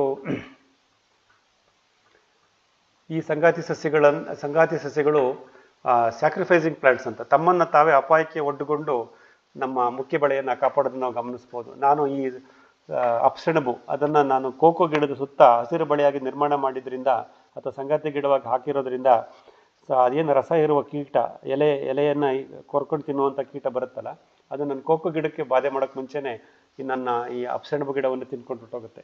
ಈ ಅರ್ಥದಲ್ಲಿ ಆ ಅಪ್ಸೆಣಬು ಗಿಡದ ಎಲೆಗಳು ತಾವು ಬಲಿಯಾಗಿ ನನ್ನ ಮುಖ್ಯ ಬೆಳೆ ಕೋಕೋ ಗಿಡವನ್ನು ಕಾಪಾಡೋದನ್ನು ನಾನು ಗಮನಿಸಿದ್ದೀನಿ. Friends, they act like a sacrificing plant, so they attract the insects and pests, these companion plants, thereby our primary plant or the commercial plant will be protected. So this is the benefits of companion plants, which we already know, and they also help in creating moisture on the soil, thereby create an optimum performance situation of performance for our microbes and soil organisms. ಅದು already ನಾವು ಬೇರು ವಲಯದಲ್ಲಿ ಸೂಕ್ಷ್ಮಜೀವಿಗಳ ಕಾರ್ಯಚಟುವಟಿಕೆಯನ್ನು ಈ ನಮ್ಮ ಸಂಗಾತಿ ಗಿಡಗಳು ಪ್ರೋತ್ಸಾಹಿಸುತ್ತವೆ. So which are the crops we grow as a companion species plant that you already know, I believe. One is gliricidia, erythrina, sesbania grandiflora, moringa, tapioca, simarouba, mulberry and perennial turdal, etc. These are all the things I am growing in both my farms. Gliricidia, halvada, agase, ನುಗ್ಗೆ, ಮರಗೆಣಸು, ಲಕ್ಷ್ಮೀತರು ಅಥವಾ ಸಿಮರುಬ, ಆಮೇಲೆ ನಮ್ಮ ಹಿಪ್ಪನೇರಳೆ ಅಥವಾ mulberry ಮತ್ತು ಬಹುವಾರ್ಷಿಕ ತೊಗರಿ, ಇದಷ್ಟು ನಾನು ನನ್ನ 2 ಕೃಷಿ ಕ್ಷೇತ್ರದಲ್ಲಿ ಬೆಳೆಸ್ತಾ ಇದ್ದೀನಿ, ಸಂಗಾತಿ ಸಸ್ಯವಾಗಿ ಅಥವಾ ಮುಚ್ಚಿಗೆ ಬೆಳೆಯಾಗಿ. ಇದೆಲ್ಲವನ್ನು ನಾವು ಬೆಳೆಸ್ತಾ ಹೋಗೋಣ. ನಮ್ಮ ತೋಟದಲ್ಲಿ ಇವುಗಳದ್ದೇ ಒಂದು ವೈವಿಧ್ಯತೆಯೇ ಸೃಷ್ಟಿಯಾಗ್ಬಿಡುತ್ತೆ. ಹಾಗಾಗಿ ನಮ್ಮ ಹಸಿರೆಲೆ ಗೊಬ್ಬರದ ಉತ್ಪಾದನೆ ಕಡಿಮೆ ವೆಚ್ಚದಲ್ಲಿ ಸ್ಥಳೀಯವಾಗಿ ಆಗಲಿಕ್ಕೆ ಈ ಸಂಗಾತಿ ಸಸ್ಯಗಳು ಸಹಾಯ ಮಾಡ್ತವೆ ಅನ್ನೋದನ್ನು ನಾವು ಗಮನಿಸ್ತಾ ಹೋಗ್ಬೋದು. ಮಿತ್ರರೇ, ಹಸಿರೆಲೆ ಗೊಬ್ಬರದ ಮಹಿಮೆ ಭಾಳ ಅಪಾರ. ಹಸಿರೆಲೆ ಗೊಬ್ಬರವನ್ನು ನಾವು ಬೆಳಿಬೇಕು, ಹಸಿರೆಲೆ ಗೊಬ್ಬರದ ಸಸ್ಯಗಳನ್ನು ಬೆಳಿಬೇಕು, ಅವುಗಳನ್ನು ಕತ್ತರಿಸಿ ಮುಚ್ಚಿಗೆ ಮಾಡಬೇಕು, ಅದಕ್ಕೆ ಸೂಕ್ಷ್ಮಜೀವಿಗಳನ್ನು ಸೇರಿಸಬೇಕು, ಸೂಕ್ತವಾದ ವಾತಾವರಣ ಸೃಷ್ಟಿ ಮಾಡಬೇಕು. ನಂತರ ನಾವು ಕಡಿಮೆ ವೆಚ್ಚದಲ್ಲಿ ಸ್ಥಳೀಯವಾಗಿ ವಿಕೇಂದ್ರೀಕೃತವಾಗಿ ಯಾವುದೇ ರೀತಿಯ ವೆಚ್ಚ ಮತ್ತು ಕೃಷಿ ಕಾರ್ಮಿಕರ ಅವಶ್ಯಕತೆ ಇಲ್ಲದೆ ನಮ್ಮ ಮಣ್ಣಿಗೆ ನಾವು ಶಕ್ತಿಯನ್ನು ತುಂಬುತ್ತಾ ಬರ್ಬೋದು. ಹಾಗಾಗಿ ದಯವಿಟ್ಟು ಈ ಹಸಿರೆಲೆ ಗೊಬ್ಬರದ ಬಗ್ಗೆ ಸಾಕಷ್ಟು ಗಮನ ಕೊಡ್ತೀರಾ ಅಂತ ನಾನು ಅನ್ಕೊತೀನಿ. Friends, growing green manure contributing plants, biomass for green manuring. These green manure plants growing in our farm is very important. As I already said, this is a very inexpensive way of creating plant biomass residues and mulch them on the basin of the plant locally and produce a quality organic manure to ensure the nutritional recycling. So hence we should always focus on these green manure plants. They are inexpensive, easy to grow, can be grown at various stages, at various positions of in our farm, and it is easy for us. Just we have to chop and drop them, and then such that rest the nature will take care. ಹಸಿರೆಲೆ ಗೊಬ್ಬರದ ತಯಾರಿಕೆಯಲ್ಲಿ ತೇವಾಂಶ ಮತ್ತು ಸೂಕ್ಷ್ಮಜೀವಿಗಳು ಭಾಳ ಪ್ರಮುಖ ಪಾತ್ರ ವಹಿಸುತ್ತವೆ. ನಾವು ಬರೀ ಹಸಿರೆಲೆ ಗೊಬ್ಬರದ ಗಿಡಗಳನ್ನು ಬೆಳೆಸಿದ್ರೆ ಸಾಕಾಗಲ್ಲ, ಅದನ್ನು ಎಲ್ಲಿ ನಾವು ಕತ್ತರಿಸಿ ಮುಚ್ಚಿಗೆ ಮಾಡ್ತೀವಿ ಅಲ್ಲಿ ತೇವಾಂಶ ಇರಬೇಕು. ಆ ಗಿಡಗಳು ಬೆಳಿಲಿಕ್ಕೂ ತೇವಾಂಶ ಇರಬೇಕು. ಆ ಗಿಡಗಳು ತಮ್ಮ ಬೇರು ವಲಯದಲ್ಲಿ ಸಾರಜನಕ ಸ್ಥಿರೀಕರಣ ಮಾಡಿಕೊಡ್ತವೆ, ಅದಕ್ಕೂ ತೇವಾಂಶ ಇರಬೇಕು. ಯಾಕೆಂದರೆ ತೇವಾಂಶ ಇದ್ದರೆ ಮಾತ್ರ ಸೂಕ್ಷ್ಮಜೀವಿಗಳು ಕೆಲಸ ಮಾಡ್ತವೆ. ಸೊ ನೈಸರ್ಗಿಕ ಕೃಷಿಕನಾಗಿ ನನ್ನ ಜವಾಬ್ದಾರಿ ಏನು? ನಾನು ಹಸಿರೆಲೆ ಗಿಡದ ಗೊಬ್ಬರಗಳನ್ನು ಬೆಳಿಬೇಕು, ಕತ್ತರಿಸಿ ಮುಚ್ಚಿಗೆ ಮಾಡಬೇಕು, ನನ್ನ ತೋಟದ ಪ್ರತಿ ಚದುರ ಅಡಿನಲ್ಲೂ ತೇವಾಂಶ ಕಾಪಾಡಬೇಕು ಮತ್ತು ನನ್ನ ತೋಟದಲ್ಲಿರ್ತಕ್ಕಂಥ ಸೂಕ್ಷ್ಮಜೀವಿಗಳು ಕಾರ್ಯಚಟುವಟಿಕೆ ಮಾಡಲಿಕ್ಕೆ ಪ್ರೋತ್ಸಾಹ ಮಾಡಿಕೊಡ್ಬೇಕು. ಅಥವಾ ಸೂಕ್ಷ್ಮಜೀವಿಗಳ ಸಂಖ್ಯೆ ಕಡಿಮೆ ಆಗಿದೆ ಅಂತ ನನಗನ್ಸಿದ್ರೆ ಅವಾಗವಾಗ ಸೂಕ್ಷ್ಮಜೀವಿಗಳ ದ್ರಾವಣವನ್ನು ಉತ್ಪಾದನೆ ಮಾಡಿ ತಯಾರಿಸಿ ನನ್ನ ಮಣ್ಣಿಗೆ ಸೇರಿಸ್ತಾ ಬರಬೇಕು. Hour role as A natural farmer is only this: grow as much as green manure crops, maintain moisture, chop and drop them for mulching, create a conducive environment for the microbes to decompose or digest this and create a quality organic manure and feed to our roots of the plants, commercial plants. Our role is only this: maintain moisture, maintain microbes. If the microbes are not there, inoculate microbes once in a while and see to that the process of mulching, decomposition and nutrition recycling will happen uninterruptedly throughout the year. ಈ ಹಸಿರೆಲೆ ಗೊಬ್ಬರ ದ್ರವ್ಯಗಳನ್ನು ಉತ್ಪಾದಿಸಿ ಅವುಗಳನ್ನು ಸಂಪೂರ್ಣವಾಗಿ ವಿಭಜಿಸಲಿಕ್ಕೆ ನಮ್ಮ ಸೂಕ್ಷ್ಮಜೀವಿಗಳು ಕೆಲಸ ಮಾಡ್ತವೆ. ಸೂಕ್ಷ್ಮಜೀವಿಗಳು ಭಾಳ ಮುಖ್ಯ. So moisture, climate and performing microbes are 3 important things that we can create by growing this green manure crops, maintaining moisture and inoculating microbes as and when it is required. This is very important. We have to focus on this. So in summary, so what we have to do, the inexpensive and effective and efficient way of adding adding organic manure to our soil is by growing green manure contributing plants, mulch them and create organic manure locally. ಆದ್ದರಿಂದ ಸತತವಾಗಿ ತೇವಾಂಶ ನಿರ್ವಹಣೆ ಮಾಡಿ, ಉಪಕಾರಿ ಸೂಕ್ಷ್ಮಜೀವಿಗಳನ್ನು ಪೋಷಣೆ ಮಾಡಿ, ನೈಸರ್ಗಿಕ ಕೃಷಿಯಲ್ಲಿ ಕಡಿಮೆ ವೆಚ್ಚದಲ್ಲಿ ಹಸಿರೆಲೆ ಗೊಬ್ಬರವನ್ನು ವಿಕೇಂದ್ರೀಕೃತವಾಗಿ ಸ್ಥಳೀಯವಾಗಿ ತಯಾರಿಸಿಕೊಳ್ಳುವುದರಿಂದ ನಮ್ಮ ಉತ್ಪಾದನಾ ವೆಚ್ಚ ಕಮ್ಮಿ ಆಗುತ್ತೆ ಅನ್ನೋದನ್ನು ನೀವು ಗಮನಿಸ್ಬೋದು. Friends, last few points, we'll close it another 4 minutes, 9:30. So we'll close it now. So now let us try to get answer for this question. I wish I'll going to unmute you now after a few minutes. You can take this question and answer it again. Does growing green manure biomass plants with frequent mulching for local manure preparation can help reduce our input purchase cost? You have to answer this, yes or no. Okay, make your answer. So ಇಲ್ಲಿ ನಾವು ಹಸಿರೆಲೆ ಗೊಬ್ಬರದ ಗಿಡಗಳನ್ನು ಬೆಳೆದು ಅವುಗಳಲ್ಲಿ ಸಸ್ಯತ್ಯಾಜ್ಯವನ್ನು ಉತ್ಪಾದನೆ ಮಾಡಿ ಅದನ್ನು ನಮ್ಮ ಗಿಡದ ಬುಡದಲ್ಲೇ ಮುಚ್ಚಿಗೆ ಮಾಡಿ ಅದು ಅಲ್ಲೇ ಒಂದು ಉತ್ಕೃಷ್ಟವಾದ ಗೊಬ್ಬರವಾಗಿ ತಯಾರಾಗಿ ನಮ್ಮ ಸಸ್ಯ ಪೋಷಕಾಂಶಗಳ ಪುನರ್ಬಳಕೆ ಮಾಡಿಕೊಳ್ಳೋದ್ರಿಂದ ನಮ್ಮ ಉತ್ಪಾದನಾ ವೆಚ್ಚ ಕಡಿಮೆ ಆಗುತ್ತಾ? ಇದು ಭಾಳ ಮುಖ್ಯವಾದ ಪ್ರಶ್ನೆ. ಇದಕ್ಕೆ ನಾವು ಉತ್ತರವನ್ನು ಕಂಡುಹಿಡ್ಕೋಬೇಕಾಗಿದೆ. ಖಂಡಿತ ಕಡಿಮೆ ಆಗುತ್ತೆ, ನಾವು ಅದನ್ನು ಮಾಡಬೇಕಾಗಿದೆ. Is the growing these green manure plants either as a green ring or as a cover crop or as a companion plant or as a live fence?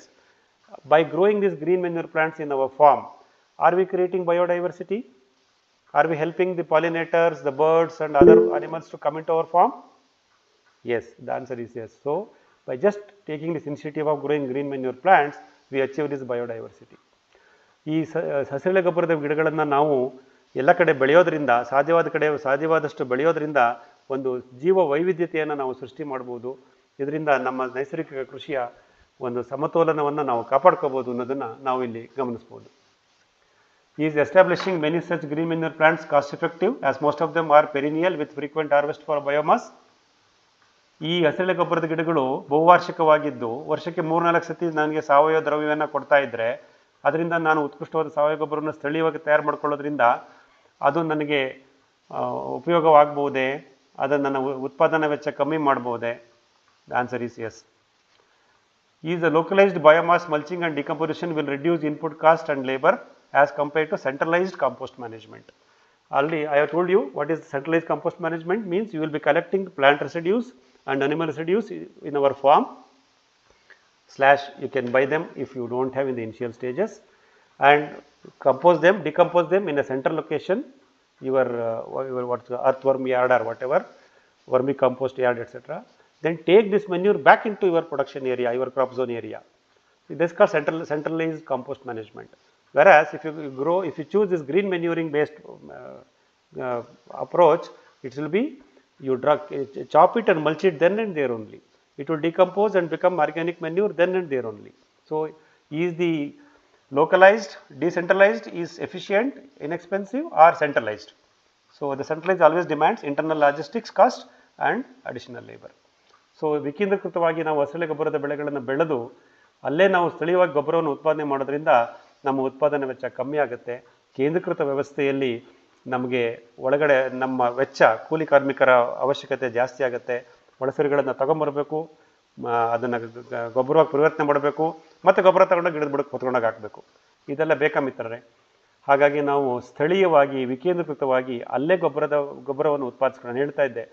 ನಿಮ್ಮ ತೋಟಕ್ಕೆ ಬೇಕಾದ ಗೊಬ್ಬರವನ್ನು ನಿಮ್ಮ ತೋಟದಲ್ಲೇ ಉಪಯೋಗಿಸ್ಕೊಳ್ಳಿ, ಮೊದಲನೇ ವಾಕ್ಯ. ಎರಡನೇ ವಾಕ್ಯ, ನಿಮ್ಮ ಗಿಡಕ್ಕೆ ಬೇಕಾದ ಗೊಬ್ಬರವನ್ನು ನಿಮ್ಮ ಗಿಡದ ಬುಡದಲ್ಲೇ ತಯಾರಿಸಿಕೊಳ್ಳಿ.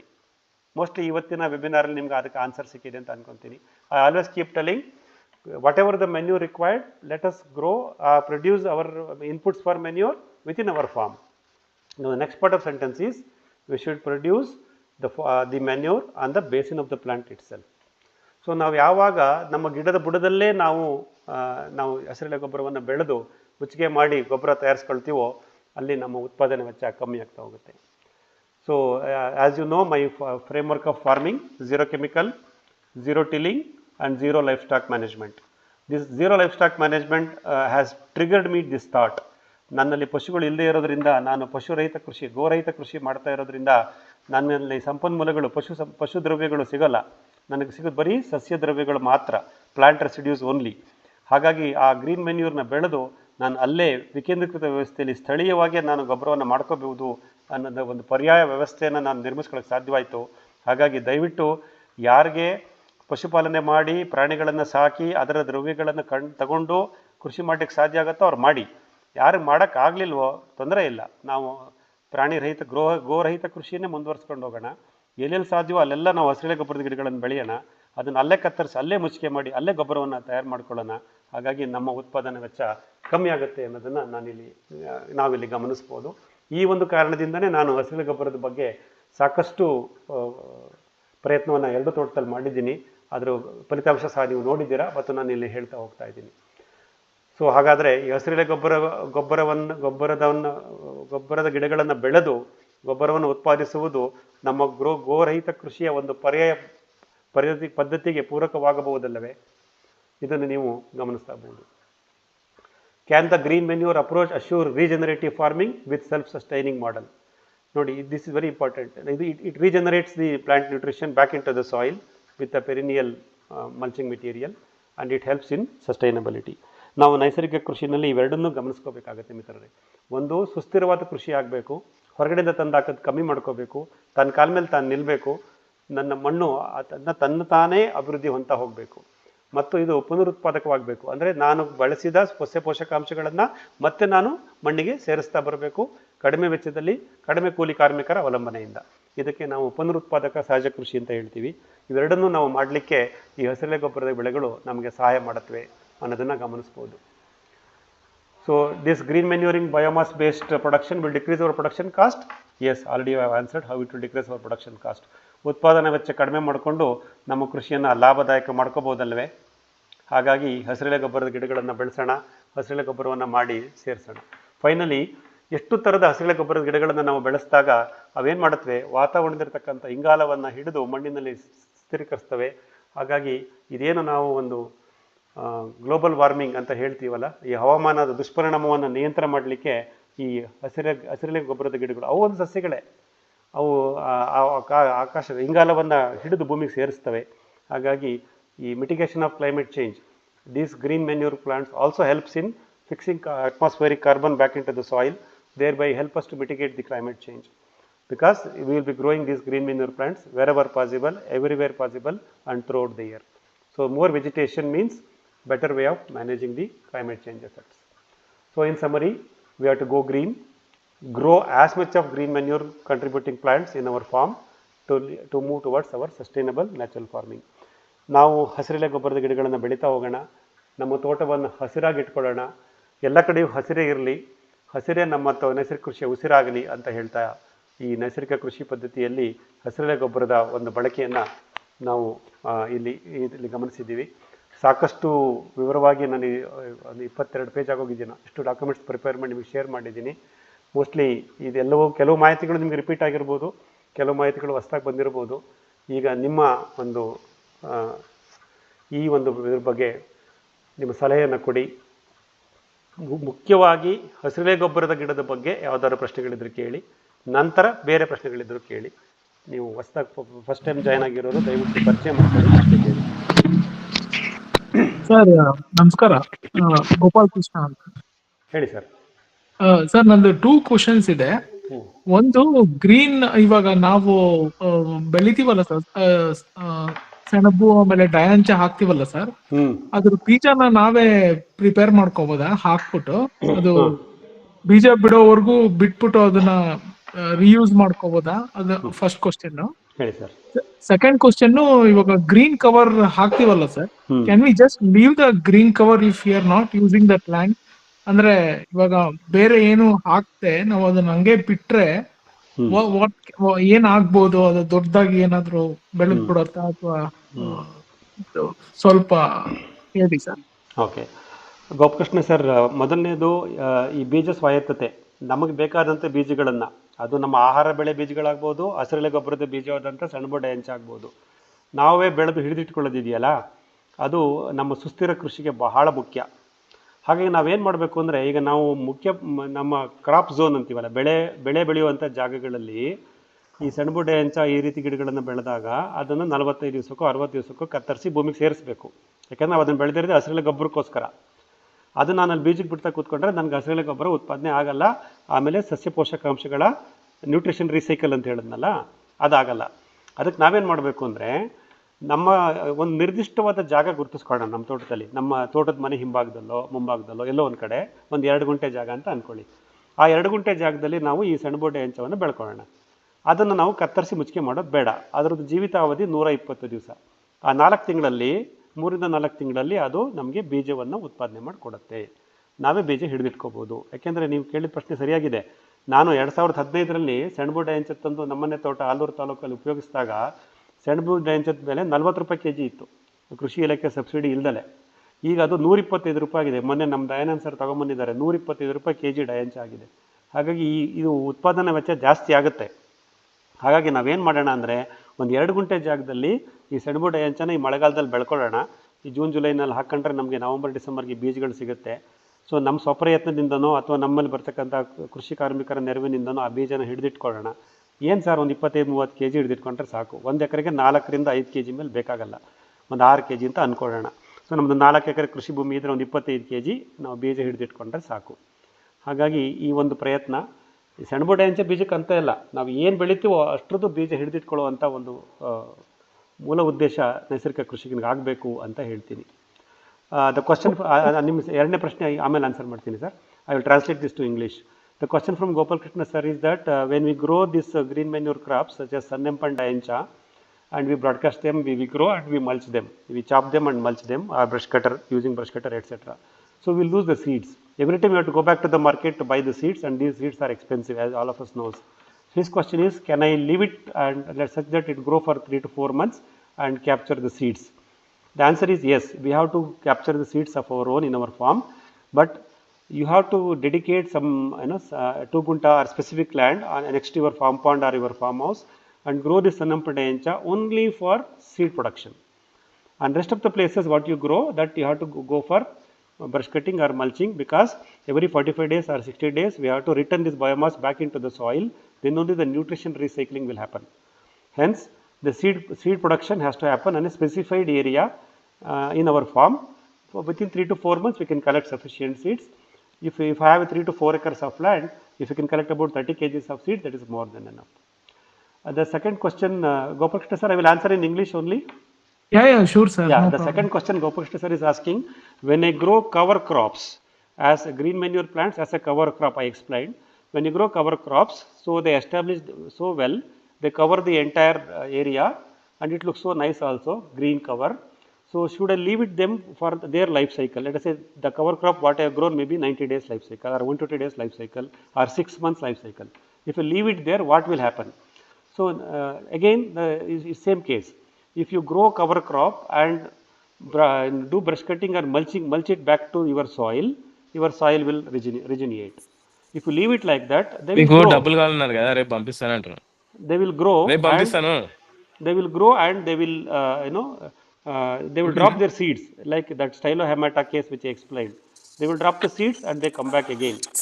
And again, the చెప్పండి. call we have to take. Yes, sir, please. Uday Kumar, sir, please go on mute if you are not asking question now. ఓ So, sorry sir. please, sir. So, because everybody is unmuted now, please mute yourself till your turn comes.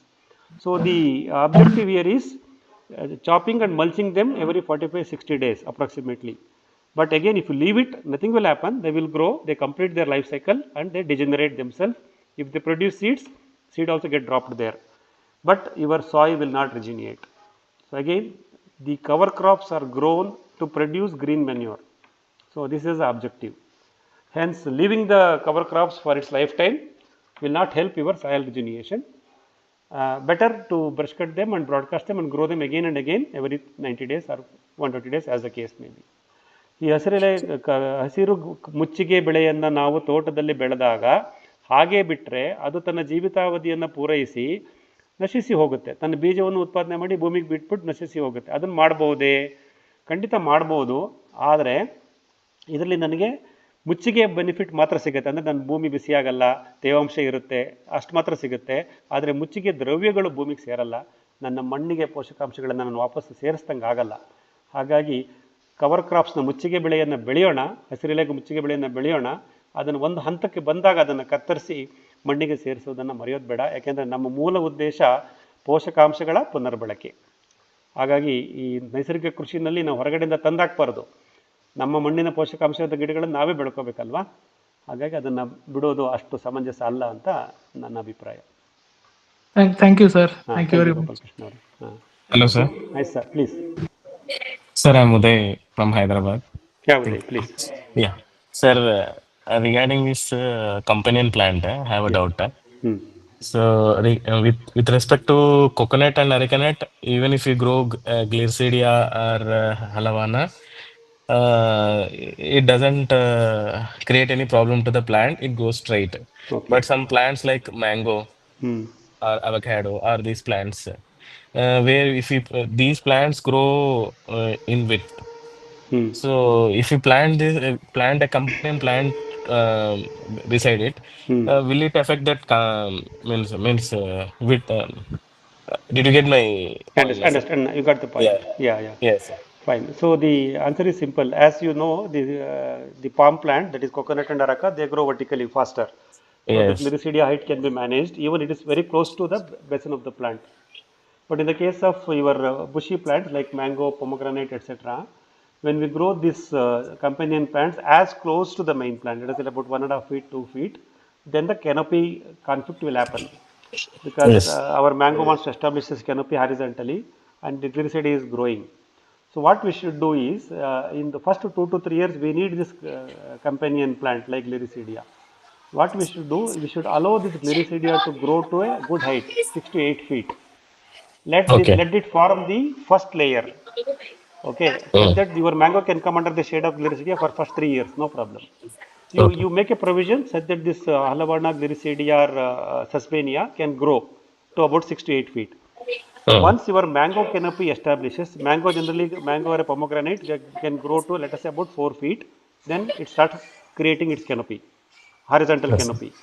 So that time, if this clear seed will become tier 1, the top tier, your mango will be tier 2. So absolutely no problem. But one fine day, if you don't want this shade, if your mango doesn't like the shade, generally mango doesn't like the shade at the time of its reproductive stage, that is giving fruits to you. That time you can chop off this Gliricidia. By then your soil would have improved. You don't need a companion plant after 5 years. Okay sir. Uday Kumar ಅವರ ಪ್ರಶ್ನೆ ಆಗಿತ್ತಂದ್ರೆ, ನಾವು ತೆಂಗು ಅಡಿಕೆ ಈ ರೀತಿ ಎತ್ತರವಾಗಿ ಬೆಳೀತಕ್ಕಂಥ ಗಿಡಗಳ ಪಕ್ಕದಲ್ಲಿ 1 ಅಡಿ 2 ಅಡಿ ಅಂತರದಲ್ಲಿ ಸಂಗಾತಿ ಗಿಡಗಳನ್ನು ಬೆಳೆಸ್ಕೊಂತೀವಿ. ತೆಂಗು ಅಡಿಕೆ ಹೆಂಗಿದ್ರು ಬೇಗ ಬೆಳೆಯುತ್ತೆ, ಸಂಗಾತಿ ಪಕ್ಕದಲ್ಲಿ ಇರುತ್ತೆ, ನಮಗೇನು ಸಮಸ್ಯೆ ಆಗಲ್ಲ. ಆದರೆ ನಾವು ಈ ಮಾವು, ದಾಳಿಂಬೆ ಈ ಥರ ಗಿಡಗಳನ್ನು ಬೆಳೆದಾಗ ಅವುಗಳ ರೆಂಬೆ ಕೊಂಬೆಗಳು ಚಾಚ್ಕೊಳ್ತವೆ, ಪಕ್ಕಕ್ಕೆ ಚಾಚ್ಕೊಳ್ತವೆ. ಆವಾಗ ಈ ಸಂಗಾತಿ ಗಿಡ ತೊಂದರೆ ಮಾಡಲ್ವೇ, ಅಥವಾ ಹೇಗೆ ಒಂದಕ್ಕೊಂದು ಆ ಜಾಗವನ್ನು ಹೇಗೆ ಹಂಚ್ಕೊಳ್ತವೆ ಅನ್ನೋದು ಉದಯ್ ಕುಮಾರ್ ಸರ್ ಪ್ರಶ್ನೆ ಆಗಿತ್ತು. ಅದಕ್ಕೆ ಉತ್ತರ ಭಾಳ ಸುಲಭ. ನಾವು ಮಾವಿನ ಗಿಡ ಅಥವಾ ದಾಳಿಂಬೆ ಗಿಡ ನೆಟ್ಟಾಗಲೇ ಸಂಗಾತಿ ಗಿಡನೂ ನೆಡೋಣ, ಗ್ಲಿರಿಸಿಡಿಯ, ಹಲವಾಣ, ಅಗಸೆ ಇದು ನೆಡೋಣ. ಅದನ್ನು ನಾವು ಎತ್ತರಕ್ಕೆ ಬೆಳೆಯೋಕ್ಕೆ ಬಿಡೋಣ, ಒಂದು 8 ಅಡಿ ಎತ್ತರಕ್ಕೆ ಬೆಳೆಸ್ಕೊಳ್ಳೋಣ ಸಂಗಾತಿ ಗಿಡನ. ನಾವು ಯಾವಾಗ ನಮ್ಮ ಮಾವು ಮತ್ತು ದಾಳಿಂಬೆ ಜಾತಿಯ ಗಿಡಗಳು ತಮ್ಮ ಛತ್ರಿಯನ್ನು, ತಮ್ಮ ಕೆನೋಪಿಯನ್ನು ಹಾರಿಜಾಂಟಲ್ ಆಗಿ ಎಸ್ಟಾಬ್ಲಿಷ್ ಮಾಡ್ಕೊಳ್ತಾವಲ್ವ, ಆ ಸಮಯದಲ್ಲಿ ಇದು ಫಸ್ಟ್ ಲೇಯರಲ್ಲಿ ಇರುತ್ತೆ, ಯಾವುದು ನಮ್ಮ ಕಂಪ್ಯಾನಿಯನ್ ಪ್ಲಾಂಟ್ಸ್. ಒಂದು ಸತಿ ನಮ್ಮ ಗಿಡಗಳು ಎಸ್ಟಾಬ್ಲಿಷ್ ಆದಮೇಲೆ ನೆರಳು ಬರುತ್ತೆ, ನೆರಳು ಬೇಡ ನನ್ನ ಮಾವಿನ ಗಿಡಕ್ಕೆ ಅಂದಾಗ ಕಂಪ್ಯಾನಿಯನ್ ಪ್ಲಾಂಟ್ಸ್ನ ಅದನ್ನು ಕತ್ತರಿಸ್ಬಿಟ್ಟು ಅದರ ಬೆಳವಣಿಗೆಯನ್ನು ನಿಯಂತ್ರಣ ಮಾಡ್ಕೋಬೋದು. Yes sir. How was today's presentation, today's subject, green manuring, locally producing? So it was very interesting, sir. Manjunath sir, I have a question. Natraj from Davangere. Sir, actually, the areca nut growth is already grown, sir. It's all 15 years old. So now I'm facing a challenges where when I'm planting this, this nitrogen fixing, like ದ್ವಿದಳ ಧಾನ್ಯಗಳು ಆ ಥರ. So ಅದು already grown plants ಅಲ್ಲಿ ಹೆಂಗೆ ನಾವು manage ಮಾಡೋದು sir, ಅದೊಂದು ಪ್ರಶ್ನೆ ಇತ್ತು. That is one first question.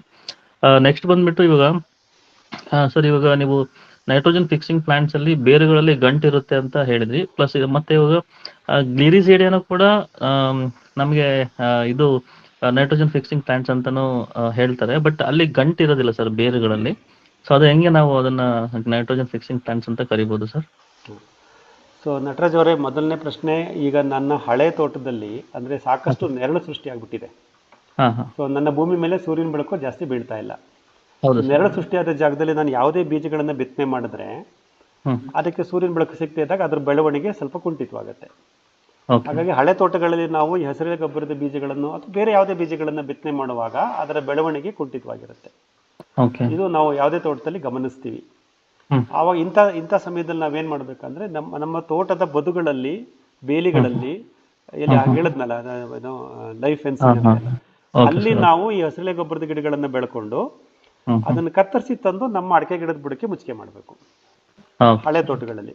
ಆಮೇಲೆ ಈ ನಸುಗುನ್ನಿ ಗಿಡ, ವೆಲ್ವೆಟ್ ಬೀನ್ಸ್ ಅಂತ ಒಂದಿದೆ ನೋಡಿ, ಇದನ್ನು ನೀವು ಬಿಸಿಲು ಬೀಳೋ ಜಾಗದಲ್ಲಿ ನಿಮ್ಮ ನೀರಾವರಿ ಪೈಪ್ಲೈನ್ ಹೋಗಿರುತ್ತೋ ಅಥವಾ ಎಲ್ಲಿ ಬಾರ್ಡ್ರಲ್ಲಿ ಬಿಸಿಲು ಬೀಳುತ್ತೋ ಅಲ್ಲಿ ಹಾಕಿ. ಅಲ್ಲಿ ಹಾಕ್ಬಿಟ್ಟು ಅದನ್ನು ಅಡಿಕೆ ಗಿಡದ ಒಳಗಡೆ, ತೋಟದ ಒಳಗಡೆ ಬಿಟ್ಬಿಡಿ, ಹೋಗಪ್ಪ ಒಳಗಡೆ ಅಂತ. ಯಾಕಂದ್ರೆ ಅದ್ರ ಬೇರೆ ಇರೋದು ಬಿಸಿಲು ಬೀಳೋ ಜಾಗದಲ್ಲಿ, ಅಲ್ಲಿ ಆಹಾರ ಉತ್ಪಾದನೆ ಮಾಡ್ಕೊಳ್ಳುತ್ತೆ, ಅಲ್ಲಿ ಸೂಕ್ಷ್ಮಗಳು ಇರ್ತವೆ. ಬಳ್ಳಿ ಮಾತ್ರ ಹಬ್ಕೊಂಡು ಹೋಗುತ್ತೆ ತೋಟ ತುಂಬಾ, ಅಡಿಕೆ ಮರನು ಹತ್ಕೊಂಡು ಹೋಗುತ್ತೆ, ಅದು ಎಷ್ಟೋ ಕಡೆ ನಾನು ನೋಡಿದ್ದೀನಿ. ಹಾಗಾಗಿ ಇದು ವಿಶಾಲವಾಗಿ, ಅಗಲವಾಗಿ, ಉದ್ದವಾಗಿ ಬಳ್ಳಿಗಳನ್ನ ಬೆಳೆಸ್ಕೊಂಡು ಹೋಗುವಂತ ನಸುಗುನ್ನಿ ಅಥವಾ ವೆಲ್ವೆಟ್ ಬೀನ್ಸ್ ತರ ಬೀಜಗಳನ್ನ ಬೆಳೆದು ನೀವು ಕಳೆ ವೈವಿಧ್ಯತೆಯನ್ನು ತಂದ್ಕೋಬಹುದು ಮತ್ತು ಸಾರ್ವಜನಿಕ ಸ್ಥಿರೀಕರಣ ಮುಚ್ಚಿಗೆಯನ್ನ ಮಾಡ್ಕೋಬಹುದು. ಸೊ ಎರಡನೇ ಪ್ರಶ್ನೆ, ಗ್ಲಿರಿಸಿಡಿಯಾ ಸಾರ್ವಜನಿಕ ಸ್ಥಿರೀಕರಣ ಮಾಡುತ್ತೆಯೇ? ಗ್ಲಿರಿಸಿಡಿಯಾ ಒಂದೇ ಅಲ್ಲ, ದ್ವಿದಳ ಧಾನ್ಯ ಸಸ್ಯಗಳು ಎಲ್ಲವೂ ಡೈಕಾಟಿಲಿಡನ್ ಪ್ಲಾಂಟ್ಸ್ ಅಂತ ಹೇಳ್ತೀವಿ. ದ್ವಿದಳ ಧಾನ್ಯ ಸಸ್ಯಗಳೆಲ್ಲವೂ ರೈಜೋಬಿಯಂ ಅನ್ನುವಂಥ ಸೂಕ್ಷ್ಮಜೀವಿಗಳಿಗೆ ಆಶ್ರಯ ಕೊಡ್ತವೆ. ಸೆಣಬು, ಡಯಂಚ ಮತ್ತು ಕಡಲೆಕಾಯಿ ಗಿಡ, ಈ ತರ ಗಿಡಗಳಲ್ಲಿ ಆ ಬೇರು ಗಂಟುಗಳು ನಮಗೆ ಎದ್ದು ಕಾಣ್ತಿರ್ತವೆ ಬೇರು ಕಿತ್ತು ನೋಡಿದಾಗ, ಸೆಣಬು ಡಯಂಚ ಗಿಡ ಕಿತ್ತು ನೋಡಿದಾಗ. ಆದರೆ ಬೇರೆ ಗಿಡಗಳಲ್ಲಿ ನಿಮಗೆ ಬೇರು ಗಂಟುಗಳು ಕಾಣಲ್ಲ, ಆದರೆ ಸೂಕ್ಷ್ಮಜೀವಿಗಳು, ರೈಜೋಬಿಯಂ ಅಂತ ಸೂಕ್ಷ್ಮಜೀವಿಗಳಿಗೆ ಅವು ಆಶ್ರಯ ಕೊಡ್ತವೆ, ಆಹಾರ ಕೊಡ್ತವೆ. ಸೊ ದ್ವಿದಳ ಧಾನ್ಯದ ಸಸ್ಯಗಳು ಎಲ್ಲವೂ ಸಾರ್ವಜನಿಕ ಸ್ಥಿರೀಕರಣ ಮಾಡ್ತವೆ. ಆದರೆ ಡಯಂಚ ಅನ್ನೋದು ಒಂದು ಡಾಮಿನೆಂಟ್ ಆಗಿ ಮಾಡುತ್ತೆ, ಅಂದ್ರೆ ಅದರಲ್ಲಿ ಗಂಟುಗಳನ್ನ ಗುರುತಿಸ್ತೀವಿ. ನಮ್ಮ ಕಡಲೆಕಾಯಿ ಗಿಡ, ಶೇಂಗಾ, ಇವೆಲ್ಲವೂ ಡಾಮಿನೆಂಟ್ ಆಗಿರ್ತವೆ ಅಂತ. ಅಂದ್ರೆ ಅದರಲ್ಲಿ ರೈಜೋಬಿಯಂ ಅನ್ನೋ ಸೂಕ್ಷ್ಮಜೀವಿಗಳು ಇಷ್ಟಪಟ್ಟು ಬಂದು ಅಲ್ಲಿ ಕೂತಿರ್ತವೆ, ಸಾರ್ವಜನಿಕ ಸ್ಥಿರೀಕರಣ ಮಾಡ್ತಿರ್ತವೆ. So percentage of nitrogen fixing will vary But all dicotyledon plants will do nitrogen fixing by hosting nitrogen fixing microbes. Okay, sir. Okay. Okay, thank you, sir. Thank you Nataraj ಅವರು. ಹೇಳಿ, ಹೇಗಿತ್ತು ಇವತ್ತಿನ ಸಬ್ಜೆಕ್ಟು? ಫೀಡ್ಬ್ಯಾಕ್ ಕೊಡಿ. Sir ನಮಸ್ತೆ, ನನ್ನ ಹೆಸರು ಲಕ್ಷ್ಮಿ ಅಂತ. ಹೇಳಿ madam. Sir, very good topic. I actually wanted to understand more about this, so it came at the right time. Sir, I have a couple of questions. First question is, like, all these green manure, cover crop, all these things, what you explained is kind of suitable for the, the fruit trees and things like that. But if I have to grow on a vegetable bed, if I want to make a vegetable bed by doing a raised bed and grow vegetables on it, so how do I maintain that manure thing there? Like what I understood from a couple of other videos is, if how much ever I harvest, how many ever kilos I harvest, that much kilo of manure I have to put it back. Only then, the next time the same yield I can get it. So how do I maintain, how do I do that within that raised beds only? Is there any solution, or do I have to make it centralized and then, come and put it on this bed? So that is my first question. Second question is, by doing only green manuring, are we missing certain nutrient or micronutrients, versus the animal manure? Are we like, see, animal manure might have some nutrient, the green manure might have some nutrient. So are we missing something by not doing one, or is it best to do both? Or are we not missing anything? Because in one of the VP sir's video, they said, the NPK or the Jivamrita, what we speak, it's only 2% of the 100%, whereas the other 98% is still, hence, there's so much of composting, and there's so much of liquids and whatnot, is all available in the market. So these were my two questions, sir. Okay. I'll answer it in English, then I will translate it to Kannada, because you can follow answer in English as well. Yeah. So, madam, your first question, when we grow short-term crops, the vegetables and even the 90 days crops, even field crops for that matter. So, how do we do this nutrition recycle to the topsoil? The question is, see, when I grow a crop, some nutrition absorption will happen, so depletion will happen, and that has to be refilled. Then only it is called sustainable. So how do I refill it? So in our present discussion today, we are looking at only green manuring. So when I grow these field crops or vegetables on a raised bed, so where is the scope for growing these green manure plants in any form and mulch them and do the nutrition recycling? Simple, madam. When we make vegetable beds, so you make for whatever the dimension. Let us say after every 3 beds or 4 beds, you create a bund. And at the end of your vegetable growing area, again on all the 4 sides, on the 4 corners, 4 bunds, again you create bunds. On this border bunds and inter bunds, let us grow this green manure plants. Okay. You would have seen this in MS farm other day when you have visited. I have grown turmeric on the behind my farmhouse. Right. There I have created small interbunds also. My turmeric beds are not that lengthy. So we have created small bunds, and I have grown this Simaruba and Viricedia and Susbania, etc. The day you came, it has been harvested, so you cannot see it. But otherwise, so essentially we have to create interbunds and the borders. Both of the interbunds and the border, we should grow this green manure plants and mulch them once the primary harvest is done. Your bed is free, you chop them and mulch them. This is how one can grow green manure plants around only. That is that is locally. Obviously, you can also do centralized management. So you can chop the green manure plants and decompose them, digest them on a specified area, then apply them onto your vegetable bed. Both are possible, both are supported. We can do both. Sir, in centralized manuring, there's something about temperature, they speak a lot about temperature. I've not understood anything about that. So, I mean, Yeah, are you going to make it? I prefer to take this question offline because that is Sure. manuring process. I'll Okay. talk to you Okay. one on one. Okay. Okay. Sure. Okay, this is about how do we grow green manuring plants along with our short-term crops or vegetables by Yeah. creating interbunds and borders. In fact, even Okay. if you create this kind of green manure plants, perennial, on the four edges of your vegetable growing area, it will help you because it will create a buffer zone, and it also helps in controlling your pests and insects. That also we Okay. can see on the vegetable. This one, even in the permaculture design also they say this. So this is one Okay. part of it, madam. Second part of it is, so when I use green manure plants and prepare manure and apply to my soil for nutrition replenishment, so is that enough? Because I am not using animal residues. This also I explained in our farmer meet on Saturday when you came to MS Farm. I explained a pyramid which Dr. V.P. Agnes sir also explained to us. On the pyramid, the bottom of the pyramid is microbes, then comes the Right. plants, then comes the herbivorous and carnivorous.